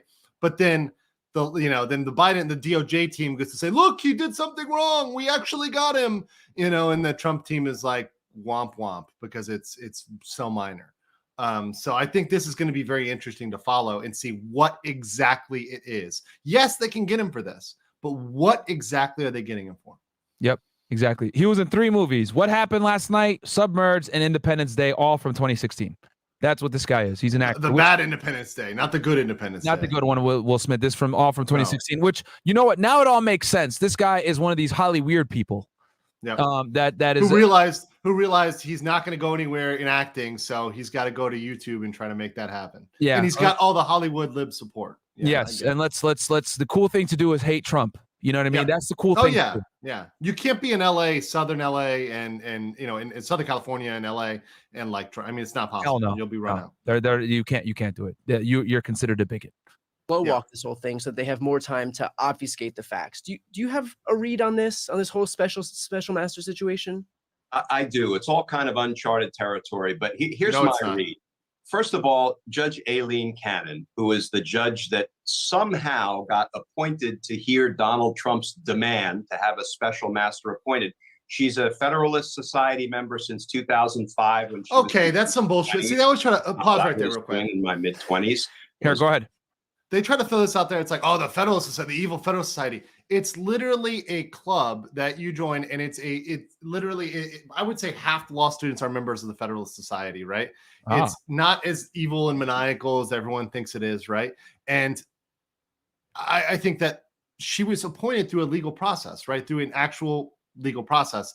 It's not like she was appointed from some district that had no oversight over this. She's coming from Iowa down to Mar-a-Lago. No, she was an appropriate judge. So to intimate here that she is in any way biased or that this process was improper, once again, shows this Justice Ritter's ignorance. Yeah. You know, and the big thing they say is like, oh, well, he appointed her before. Right. I mean, she's still hearing the case out. You know what I mean? The fact that she appointed a special master and she allowed it to happen, I don't think that's that big of a deal. You know what I mean? I mean, why not afford the defense every opportunity to appropriately defend themselves? You know what I mean? So I look at it like, you guys could go ahead and say that's biased. I look at it as the thing is, people got to understand is that the judge, when in doubt, always take the defendant's side. That is the United States. Innocent until proven guilty. It's the government's burden of proof to prove you guilty beyond a reasonable doubt, not the defendants. Okay, so I look at it like the given the chance, you're going to err with the side of the defendant typically. Where I could get the cheapest beer and pizza. Yeah, Judge Cannon has been a Federalist Society member since 2005. I think it's worth noting that not only was she nominated by Donald Trump, but she was confirmed by Mitch McConnell's Senate after Donald Trump lost the 2020 presidential election. Why does that matter? Once again, none of this matters. She was confirmed. She was appointed and confirmed. Does that mean that every judge? Once again, this is his flawed view, and this is how I can tell he's definitely not in the regular process. Mhm. There's plenty of judges that are appointed by Obama, that were appointed by George W. Bush, and confirmed by various senates. That doesn't mean that they're automatically, like, once again, this judge is automatically going to be biased. There's plenty of good justices out there that go out and take their job seriously. Just because this man is biased and projecting his bias on other people doesn't mean that everybody else holds that same bias. I know many judges that are appointed by liberals that are relatively conservative in their personal lives, but give fair takes on the bench. The whole point of being an attorney or a judge is you're supposed to be impartial and put your personal political beliefs aside. But despite what people think, attorneys, judges are allowed to have political opinions. We can have political opinions. I can have political opinions. I could support whoever I wanted. Shout out to my boy Ron Paul hanging out in the fucking hospital right now, right? But I can go out there and defend who I want, right? If I wanted to go defend crooked Hillary, I could defend her, but I'm not going to do it. But, I could, right? I could. I have the ability to do that, right? I have the ability to go out there and defend who I want, pick the clients who I want, regardless of whether my political beliefs align with theirs. And I have represented and do represent still, because I'm an actual practicing attorney, I represent clients who I don't necessarily agree with everything they say politically, everything they support, particularly some corporations that, hey, maybe they do one or two things I don't agree with.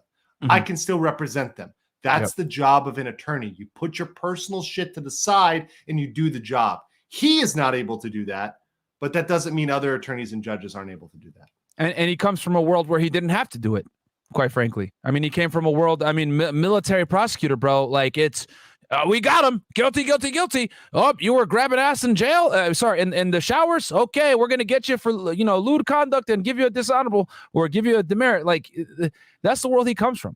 Yeah. So, I mean, he could afford to be that way given his background, and background does matter to a degree, which as you guys can see, influences his views on this. And Donald Trump made the demand that she appoint a special master. And here's something I've never seen in my 30 years as a prosecutor, Brian. The judge, before she even asked the prosecutors at the Department of Justice to state their opinion, to file their brief, to argue their case, she said, I tentatively am inclined to grant Donald Trump's request for a second master. That's not the way litigation. Hold up here. This is actually okay. This right here is some bullshit, because you saw how she gave them a chance not just to reply and answer, but then they had a second reply and answer. So the Justice Department, we went through it, Myron. There were two positions from the federal government, two papers from the federal government on why there should not be a federal master. And Donald Trump got two responses as to why there should be a federal master. So there was a lot of opportunity for them to argue their case. So the fact that he's implying right now that there was no ability to argue this, that they could not argue this, is very disingenuous. The government had the opportunity to argue this, that there should not be a special master. And in fact, anybody who's an objective legal scholar here would say, and we're saying right now, you said it, the taint team is not enough. This objectively required a special master to go through it, determine what was privileged and not privileged. This is something that I think is pretty fair. I haven't spoken to a lawyer that I work with that I've been, streaming with, or ones that I know that have said, yeah, special master is uncalled for here. No, special master is a neutral third party. In fact, if he thinks this judge is so biased, he should like a special master, because then that special master is going to not be biased like the judge. So, and not to mention, this special master that's going to come in is a guy that authorized an investigation on a Trump campaign person. You know what I mean? There you go. So, I mean, I don't want to hear nothing about, biases or whatever. Hear from both parties, and then you make your announcement, whether tentative or final. She didn't do that. Now she's kind of found herself in a tough spot, because the Department of Justice filed a motion that legally and factually knocks out of the box every legal argument Donald Trump's defense team made as to why she should appoint a special master. Here's what I suspect she's going to do. I make this prediction at my own peril. She's going to try to save face by saying, well, I'll appoint a special master only to review those few potential attorney-client privilege documents that the prosecutors have already set aside and segregated as part of their privilege review process. Not what happened. He's wrong on this prediction. Not. Go ahead, shoot. That's not what happened. He's wrong on this prediction. They're reviewing all potentially attorney-client privilege documents. So he's wrong on that prediction. This is a good. This is a good pause for him, because this is the level of incredulousness. Is this level of the image right now? Yeah. It's out of control. Yeah, no, I mean, yeah. The thing is that they're gonna have to look at everything. Like, I don't think people understand the gravity of privileged information, guys. I'm telling you, as a former federal agent, if I came across privileged information, it was a problem. Okay, I could not use it. It could have been in there. Yo, I did the fucking crime. Fuck the police. I'm the guy. I did it. Woo! You know, Ric Flair type shit. It cannot be used. Can't be used, guys. Matter of fact, when you're wiretapping someone and you're listening to their phones, if they have any type of inkling of a conversation with a lawyer, you must turn the monitoring off. Yep. Privileged information is very, very serious, guys. They're not going to appoint a special master, you know, out of some bullshit. Obviously, the FBI taint team is not enough, especially with a situation like this. You know, the lion's share of the documents, which were the classified materials that Trump stole and was illegally concealing at Mar-a-Lago. That gives her an opportunity to save face. But here's the thing. We saw in the government's reply to Donald Trump's motion that they have already reviewed all the documents, and they're already following up on all of the investigative leads and the national security leads to assess the damage that may have been done to our national security. So look, the horse is out of the barn and galloping around in the evidentiary field, and it really doesn't make sense to close the barn door now by appointing a special master. Okay, so that's let's over this. Like that analogy made no fucking sense whatsoever. Like you just wanted to throw some random analogy in there to sound folksy. I mean that yeah. He's basically arguing that, it doesn't matter anymore because he's going to get charged anyway. And the reality is, well, no, it does matter, because if there's stuff in there that's privileged, the government can't fucking use it. So it's extremely important. And maybe that removes the 793. And maybe you can't move ahead on 793, which once again, it's not a full W, but it's definitely, it would remove one potential cause of action. Maybe that's why they're fighting so hard, because this whole 793 argument is over stuff that's privileged. Whether it's attorney-client or executive privilege. And by the way, we don't know the scope of executive privilege. That's something that we could argue on a little bit more. I think maybe, if this guy said, what is executive privilege? And I said, what is executive privilege? We'd probably argue on it. And there's no case law, so we're just making an argument. Would people argue, Nixon? Oh, there's case law on it from Nixon? No, right? There's not really. No, there's not really. It's not the same scenario. So we'll see. We'll see what happens with that. But in this case, it is possible 793 could be removed. It does have an impact, and it's not going to have no effect. It can have a serious effect on this case. Yeah. So they actually did an interview with Trump a couple of like a day or two ago, and basically this is, I'll just turn it to y'all and let you guys see what happened when they asked questions. Hey, Trump, if you're indicted, what would happen tonight? And it's amazing how they kind of ran with this, which I think is ridiculous. But let's go ahead and play it. Explosive new interview. Former President Trump warns there could be big trouble if he's indicted over those top secret documents seized from Mar-a-Lago. Here's CBS's Major Garrett. You shouldn't be commenting, but yeah. Former President Trump says he, quote... Yeah, I don't know why. I wish he didn't say anything. This is Trump, though. Trump just says, that's the one. Like as much as you may like or hate Trump, his problem is he doesn't know when to shut the fuck up sometimes. Yeah, he's really got to just let everybody know. You are fake news. yeah. Just imagine being indicted. And these are pictures here, guys, that they got from Mar-a-Lago with the cover sheets, top secret. This is the FBI video. This is the FBI photo that they clearly placed it like that. That was not how Trump kept the documents. That's not how he kept it, yeah. The FBI staged it clearly because they cut out pieces of white paper and put it over it. And you can see there's white paper in that upper left corner. You can see there's white paper underneath the top. So each layer has like a piece of white paper over it, which means they placed it like that. The FBI placed it like that. Over his handling of classified documents after leaving office. And he warned of unrest if charges were brought. I think you'd have problems in this country, the likes of which perhaps we've never seen before. I don't think the people of the United States would stand for it. Democrats slam. And nothing he said there was like a lie. I mean, maybe it's a little bit of an exaggeration saying like, no, we've never seen before, because we kind of have had an actual civil war at one point. Yeah. But okay, like, would there be definitely unrest? Would there be protests? Would there be people pissed off? Yes, for sure. You know what's funny? So Trump says this, and they try to insinuate that he's like gonna, start incite some kind of violence. But when George Floyd got killed, or when there's some type of police situation where a black man is killed or someone is killed, no one has no issue when they say, yeah, we're going to take to the streets. We're going to go ahead. We're going to give them hell, blah, blah, blah. No one says shit about that at all. In fact, they're trying to make that behavior more legal. Yeah. They're trying to make, then they have been. There's states like Illinois, which just passed a law, which will make a lot of the stuff that happened during those protests, those riots, those burnings, actually legal and non-detainable. So the police officers aren't even able to stop people that are trespassing, burning, looting, which is really sad that behavior is condoned. But speaking up and giving your political opinion, how fucking dare you? Nothing that Trump said is a lie there. People are going to obviously have an issue with it if he's indicted. There's people that aren't going to stand for it. Nothing he said is a lie. That's true. But they're going to go ahead and try to twist that and say, yo, he's inciting violence. But when the situation happened with George Floyd, etc., people running around saying, defund the police, let's riot in the streets, let's attack businesses.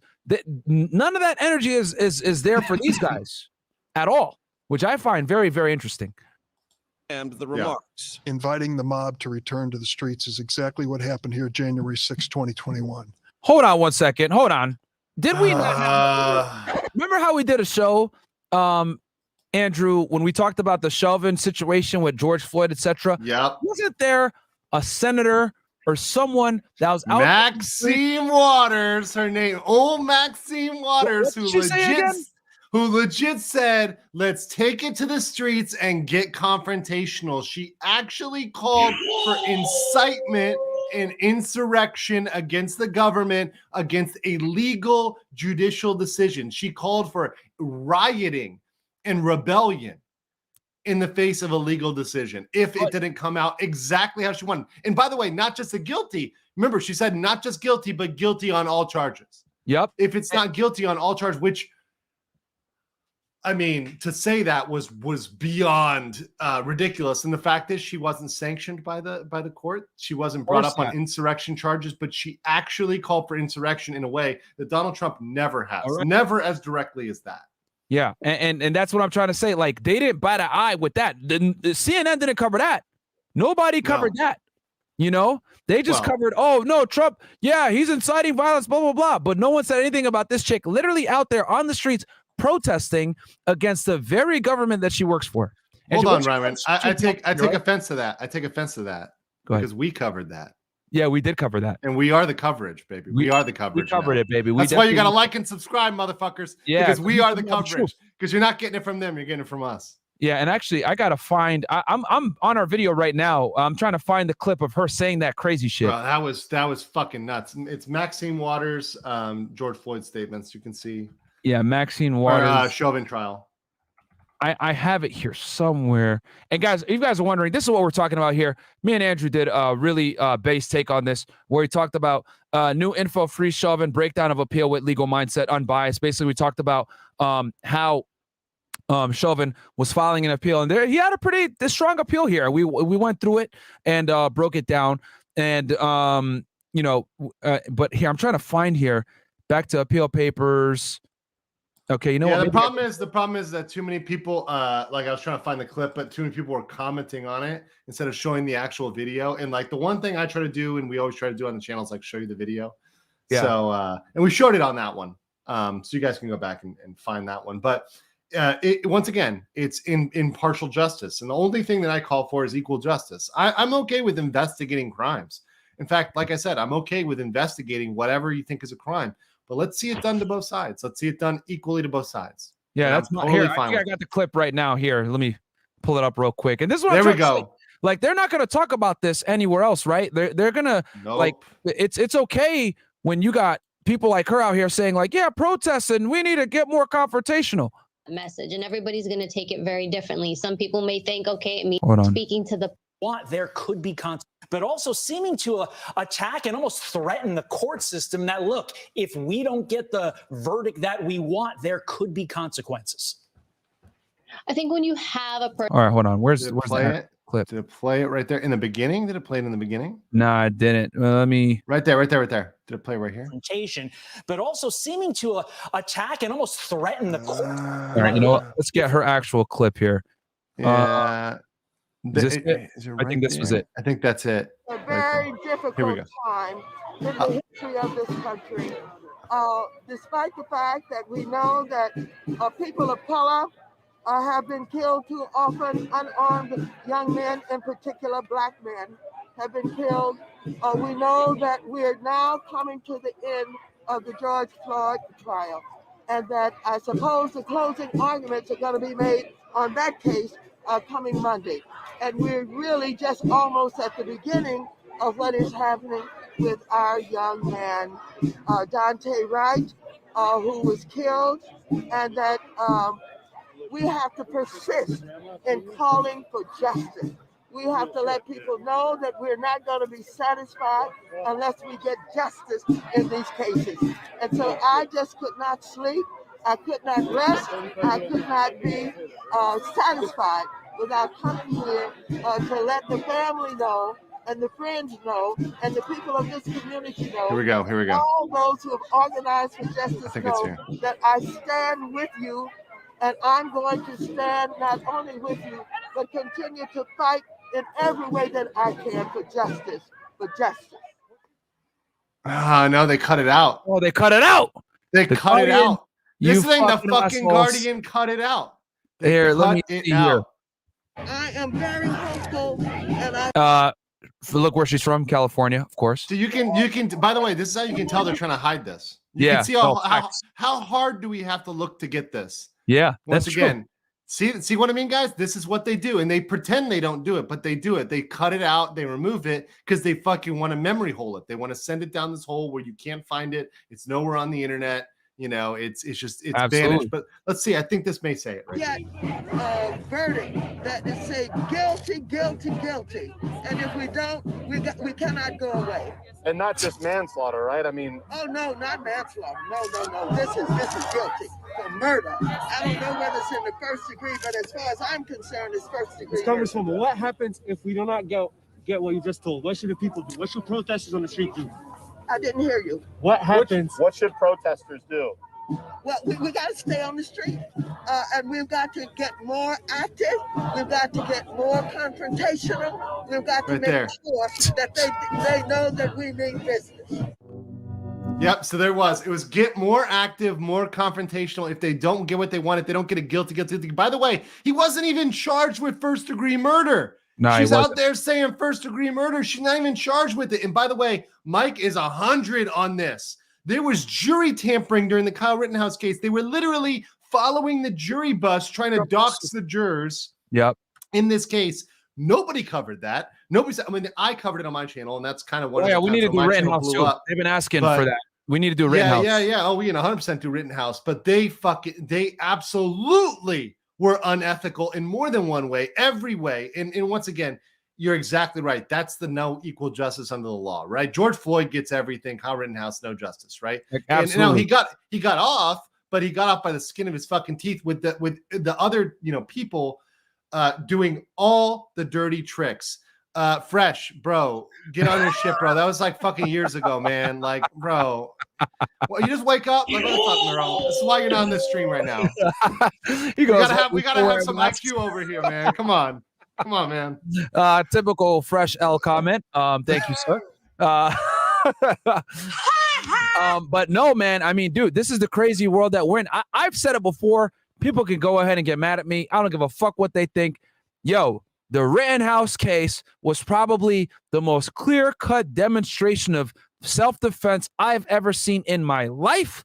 And the fact that they went ahead and said, oh, yo, he's a murderer. He was killing black people. And he killed black people. Myron, there's still people that think he shot 3 black dudes.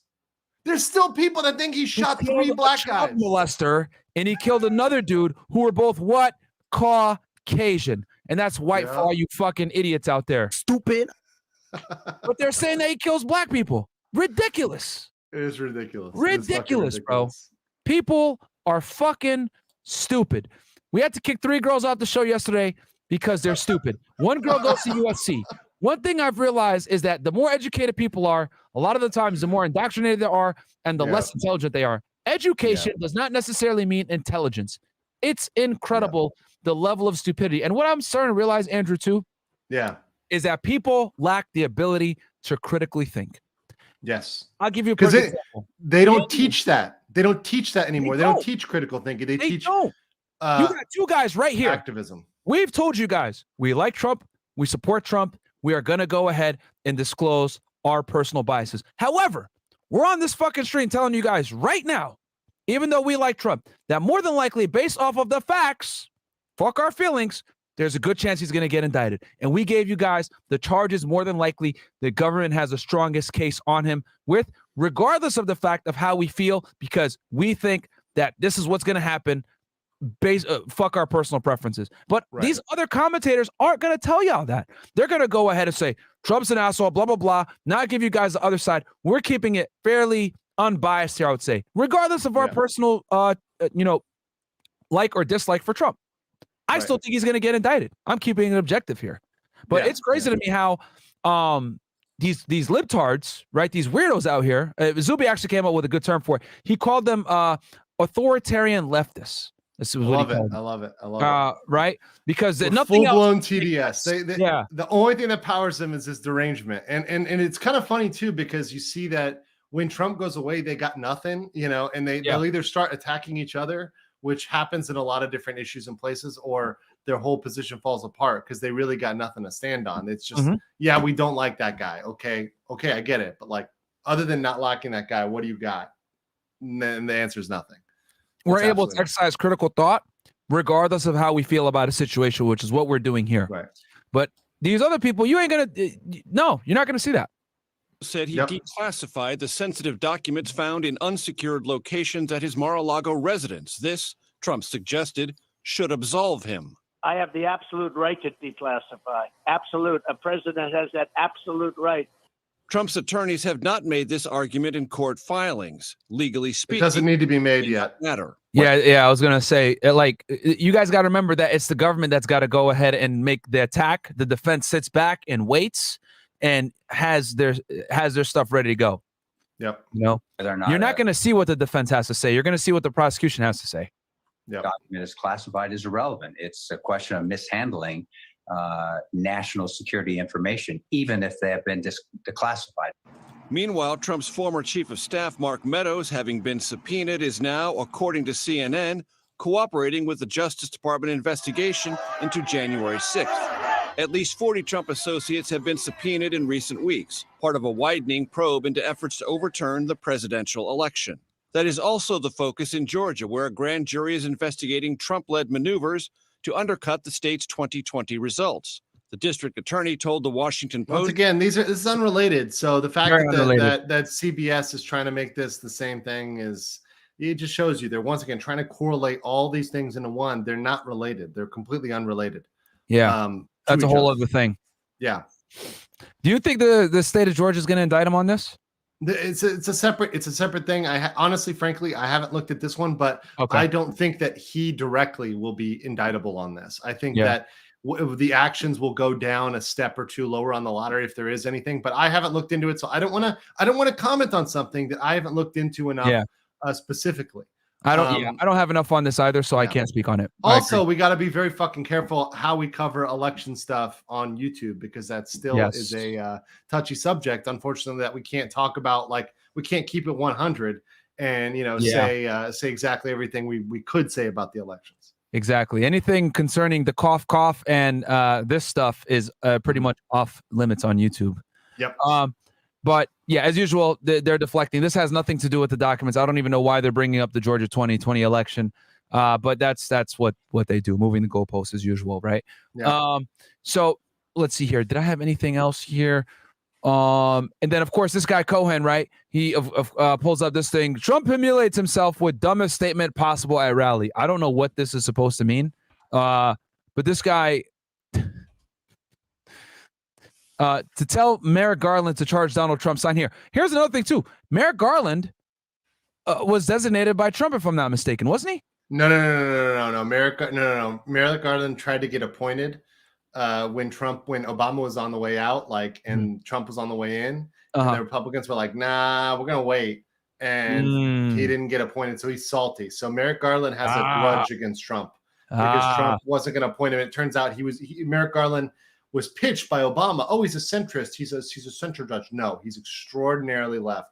And by the way, Trump too, even some of the justices he's picked aren't as conservative as you think they are.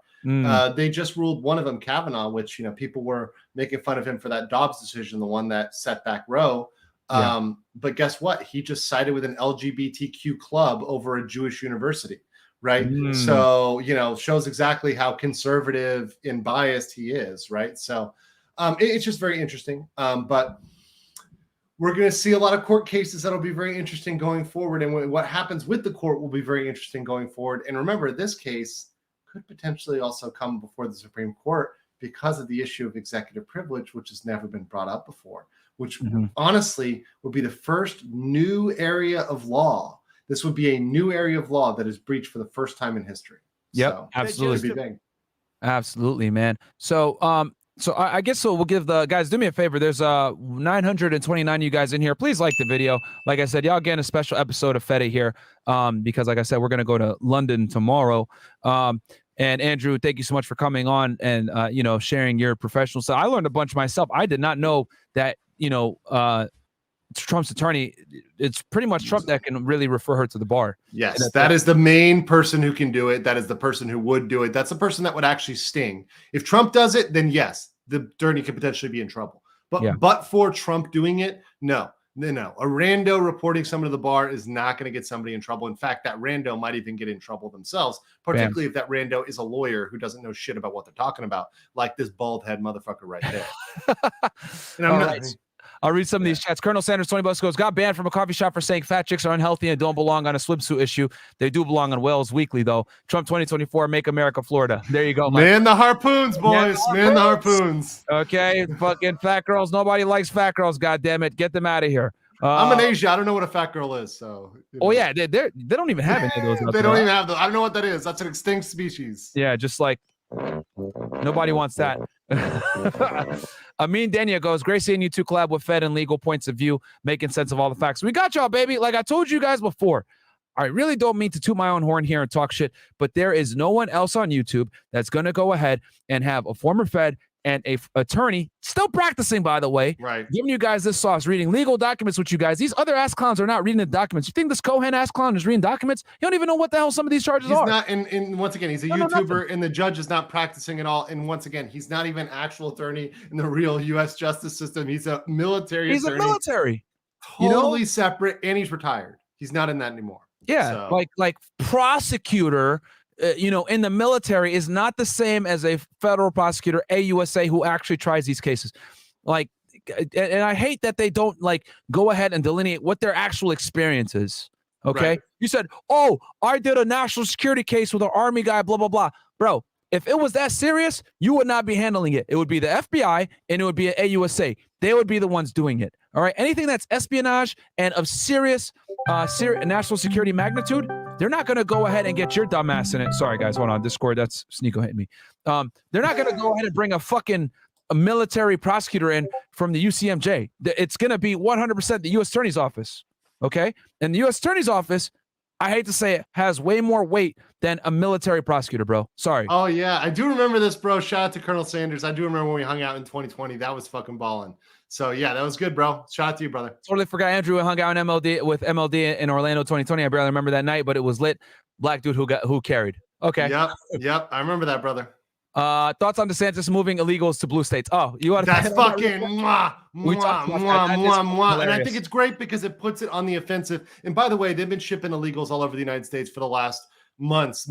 Thousands of illegals across the country. They do it all the time. They ship them to the heartland. They ship them to, small communities. They ship them to communities that are unable to support them, that do not have the services to support them. And the fact that they ship them to these entitled assholes in Martha's Vineyard who have everything, when they've declared their state a sanctuary state, right? They're sanctuary states or sanctuary cities, but these are only things they say. They do not back them up. It's always easy to be a sanctuary state when you're nowhere near the fucking border. When you're a border state, whether you're Texas or whether you're Florida, and Florida has a maritime border, right? And obviously Cuba, Venezuela, a lot coming in from that direction.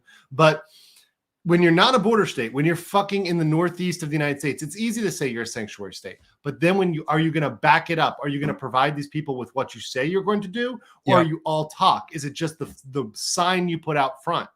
And it turns out that they substituted their BLM, their, all lives matter, their, human rights, their human rights signs for surveillance 24/7, no trespassing. They put out those no trespassing signs real quick when the illegals showed up and when they weren't mowing their lawns. Let's keep it 100, right? Yeah. Let's fucking keep it 100.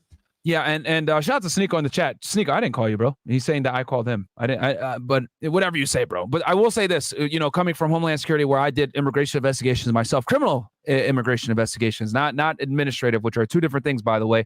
The sanctuary states are always weird blue states that are nowhere near the border. That's 100% true. Typically, California, yes, it's on the border, but you would have to go far up north for them to actually give you some type of sanctuary. LA, you'd pretty much be safe because they're very liberal over there. San Francisco, etc. But yeah, typically, yeah, man. I mean, it's wild to me how. Oh man, I don't even want to talk about. It's wild. It's wild to me how they can turn these away and say, "Oh, we can't handle it." Same thing with, by the way, there were Texas governor sent them to Chicago as well, and Chicago's like, "Oh, we can't handle them." I'm like, you're a sanctuary city. Like, what the fuck? Yeah, you are a sanctuary city. You said you wanted these people, and DeSantis, his justification is like, look, you said you're able to handle them. We don't tolerate this. We're not a state that is a sanctuary city, so we're sending them where you're better equipped, right? You said you adopted this. Yeah. Now, are you going to go rescind your sanctuary status? Yeah. Is that something you're no longer going to do? And of course, what it really means is they don't want to report them to the INS. They don't want to report them to immigration, right? And of course, they did all that under Trump, but now that it's Biden, it's Biden, so we got to trust Biden's immigration policy. We got to trust the fact that he wants to let people in the country. It's very interesting. Yeah, like I said, see, people want all these benefits, but they don't realize who's going to have to pay for them. They don't realize that, okay, when you let illegal immigrants in, who's going to pay for that? Okay, when you want to go ahead and forgive everyone's student debt, who's going to pay for that? And they don't understand the concept of consequences. Okay, you want pros, but with pros, there's always going to be cons. You can't have it all. You can't. No. Okay. No. It's incredible to me how people think that they should be able to get the utmost of something while simultaneously not having to forego something else. That's just the way things work. If you're getting a plus, there's always going to be a negative. There can be no yin without no yang. When there's an up, there must be a down. And people think it's only upside, no negative. And that's exactly what we break down to people on a daily basis. You do it with Hose, I do it with the law, and sometimes we do it together here on Fed It, and we break down these prosecutions. So I mean, that's why we're here, Myron. So yeah, no, absolutely, man. Great. Giving people the reality of what the hell's going on here. But no, I think it's hilarious just to give my personal way. I think it's hilarious that they ship these guys off to these sanctuary states. I think it's fucking great, and the memes are fantastic. If you guys haven't seen some of these memes.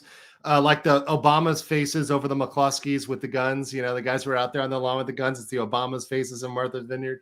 It's hilarious. I mean, it's absolutely hilarious that they sent them specifically to Martha's Vineyard, one of the most affluent places in the United States. Yeah. And they said, "Oh, we don't have the resources." Are you kidding me? Yep. Because a bunch of these states have issues with like any type of immigration. I mean, I remember when I was an agent, guys, there were certain places like if you went to go ahead and serve a warrant for like human smuggling conspiracy, like a smuggler that was smuggling in illegal aliens, sometimes the local PDs would not assist you. No. Depending on where you were. I know Austin PD was notorious for that. If you had a warrant for somebody, right, and it was a federal warrant, where it was an immigration violation, but it was a criminal immigration violation, human smuggling, conspiracy, whatever. And these guys are U.S. citizens, by the way. The idiots that are coordinating and orchestrating all these things where people are getting killed, hurt, while being transported into the United States illegally. These are U.S. citizens overseeing these operations most of the time, or green card holders that, quite frankly, don't deserve to be green card holders committing crimes in the United States. Right. They would still not assist you in going to pick those people up, which is ridiculous. Crazy. And that's how much they want to support this insane agenda. Yeah, dude. And like, you know, Austin Police Department, shame on you. You're one of them. I know that for a fact. They would not support. There's some place in the United States. I'm sure like in a San Francisco and New York, Chicago. They're not gonna want to touch that stuff. You know? No. They're gonna want to sit around doing nothing because that's what they're paid to do now. Versus San Antonio PD, right? Only an hour south on Interstate 35, San Antonio PD, they'll assist on that stuff. You want to know why? Because they've had truckloads of dead migrants in their city. 100 plus illegal aliens dead in the back of a tractor trailer. So they see the negative consequences of what happens when you let immigration go rampant. The smugglers make tens of thousands of dollars, people die, and it's not safe.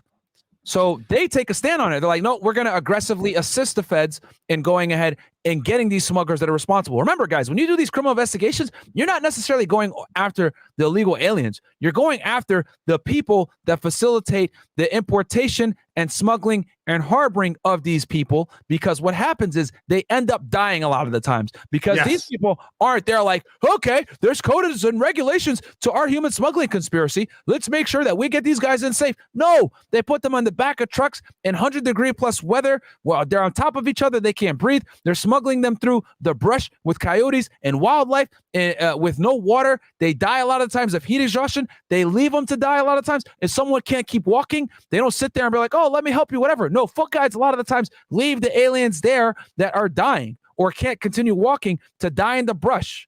You know how many dead bodies I've seen of children and families? See, but they're not going to talk about this on these channels. They're going to talk about, oh, people should be allowed in and all this other stuff. Listen, man, I have no problem with the American dream. People should be given the opportunity to come to the United States. There's legal ways to do that. There's legal ways to do that, right? There's plenty of legal ways. And it's not fair to all the people who are waiting in line, that have been waiting in line, and you just cut the line because, hey, I was able to walk over here, right? I was able to walk over a border because Biden said I could do it, right? Because Biden said the border is open. Yeah. Wild, bro. Wild. And what happens is you let these illicit organizations make tons of money. And the other thing too, you know how many terrorists have been smuggled into the United States, right? Through the southwest border that people don't know about because we've thwarted attempts. You know, me, including myself, I've thwarted attempts where they've tried to fucking bring people in that had issues, if you know what I'm saying, from the high side, where they were involved in some particular activities that may or may not endanger U.S. national security, and these motherfuckers are coming in. It's not like the cartels are like, yeah, bro, you're a terrorist. We're going to screen you. We're not going to let you. You know what they do with those fucking guys? I've talked about this with Chinese nationals, Russians, Arabs, people from the Middle East, etc. They just charge them more. They're considered exotics. They charge them. Chinese, the going rate, $60,000. Arabs, $80,000 to $100,000. Russians, similar. Right. They still bring them in. They just charge them a lot more money. Yep. So, but they're not talking about this. They're not telling y'all about this. They're saying immigration, yes, but they're not talking about all the crazy people that come in. I can't tell you guys how many times where we've caught a load and there were several convicted felons in that load of illegal aliens that were trying to come into the United States, child molesters, criminals, robbers, drug dealers, people that had been deported multiple times, which is felony, people that have killed people all the time. You know? But anyway, that's a whole other thing. Not to make this an immigration debate, but no, it's a good one. It's a good topic. It's going on right now. And look, that's something. Immigration is something that I think is at large going to be a way larger issue for this country. It's going to last way longer than this Trump debate. This Trump search warrant's going to last. So it's a very important thing to bring up, and I think it's a very important issue for America politically to resolve. It's not going to go away because we ignore it. And this is coming from a guy that's a first-generation American, guys. My parents immigrated here in the 80s. So, you know what I mean? This isn't coming from a guy that's like fifth-generation American that doesn't appreciate what it's like to be an immigrant. No, my parents are naturalized U.S. citizens. They came here and they figured it out. They got green cards. They legally adjusted and turned into U.S. citizens. I was born here. So I don't want to hear none of that stuff. You know what I mean? There's people that wait in line that bust their asses to come here legally. And but Myron, you can't get in. Yeah, exactly. That too. And that's another reason too. But at the same time, this is why I hold people accountable. Like if you're born in the United States and you're a bum, dude, you deserve to be a fucking bum. Because I've seen people die to come here that find a job, still make it work, even though they came here illegally. They paid $10,000, $20,000 to some human smuggling organization based out of fucking Nuevo Laredo, Mexico. And they're still owe money, and they still figure out a way to fucking get that money, pay their debt off, and still stay here and figure it out and get a job. Meanwhile, you fucking assholes are sitting here complaining that, I don't get enough welfare. And accountability is something that we got to bring back. I mean, accountability is something that the justice system, the legal system, it's there to give us legal and illegal accountability, right? But we got to have personal accountability to fix a lot of these issues. And a lot of these issues are only going to be fixed when we fucking take charge of ourselves. Like Myron said, no one can fix your shit unless you're a bum. And that's what he tries to talk about on his channel. I talk about that shit too. It's absolutely fucking important that you take responsibility for your shit. Yeah. Personal responsibility is a foreign concept in 2022 with this fucking weird wokies. Yep. But 100%, man. It's been great, brother. Where can people find you, bro? Legal Mindset, YouTube, Legal Mindset. Follow my channel. It's going to be really great. I also have a second channel, Illegal Mindset. If you want to follow that, I put out non-law related stuff. That was my hilarious channel. I actually did a debate about Andrew Tate on that with a chick, and we were talking about, is Andrew Tate good or bad? Like, we kind of argued about that. I think my take will probably be, but we had the Tate debate. So anyways, Illegal Mindset, Legal Mindset on YouTube, Legal Mindset, The Legal Mindset on Twitter. And here's his channel right here, guys. Legal Mindset. Boom. Okay. Subscribe. And then you said there's another channel. It's actually Illegal Mindset. You can just put it in there. Illegal Mindset. That's it right there. So boom, right up there. Tate debate, this one as well, guys. So anytime it's totally off topic, I try to keep the algorithm friendly. So if it's not there, I have very few videos right now, like literally very few videos. But I talk about like dating in Korea, some stuff like that. So anytime it's content like that, I'm gonna put it on this channel. Like if it's not law related, but you guys know I like talking about that shit. This is where I came from, Myron. We used to run Night Game all the time. So this is great for me. Check it out, subscribe to my channel, and I'll catch you guys there. Also, I have a locals, legalmindset.locals.com. That's a private community which takes a lot less than YouTube does. So if you ever want to support me, that's the best place to do it. Yeah, man. Here's his channel right here, guys. Make sure to go ahead and subscribe, join his channel. And yeah, man. And guys, I'll probably do another collab with Andrew on Rittenhouse. Sure. Maybe Rittenhouse when I come back from London. Yeah, for sure. Let me know. I'll let you know what my schedule is, but I should be able to get something going. We'll talk and get something done. Rittenhouse, that is something that is criminally underdone. Yeah. Also, by the way, Rittenhouse is simping now, so we can pull up he's some simping of his video. Bro, he's big simping for some conservative thought. Well, we can get into that. That's a whole separate thing. Let's not go down that stream. Okay, well, I guess he beat the criminal case, but he beat the case in the family case, family court law. Yes, it's how you gotta win both. You can't take a W in one and an L in the other. You gotta take a W on both. His name is gonna be Ellenhouse in this case. But all right, guys, he is Legal Mindset. I am Fed It, man. Check us out, man. Subscribe to both channels. Like the goddamn video. Get me to 100% engagement, guys. Get me to like 900 plus likes. I really appreciate it. And yeah, man, I'll catch y'all on next week when I come back from London. Thank you so much, Andrew, for coming, man. Yeah, brother. Always great to have you guys. And peace out, gentlemen. Later. Peace, guys. I was a special agent with Homeland Security Investigations, okay, guys? HSI. The cases that I did mostly were human smuggling and drug trafficking. No one else has these documents, by the way. Here's what FedEx covers. Dr. Lafredo confirmed lacerations due to stepping on glass. Murder You investigations. see him reaching in his jacket. You don't know, and he's positioning. Been on February 13, 2019. You're facing 2 counts of premeditated murder, Racketeering and RICO conspiracies. Young Slime Life, here and after referred to as YSL. The defendants 6'9", and then this is Billy Seiko right here. Now, when they first started, guys, 6'9" ran with. I'm a Fed. I'm watching this music video.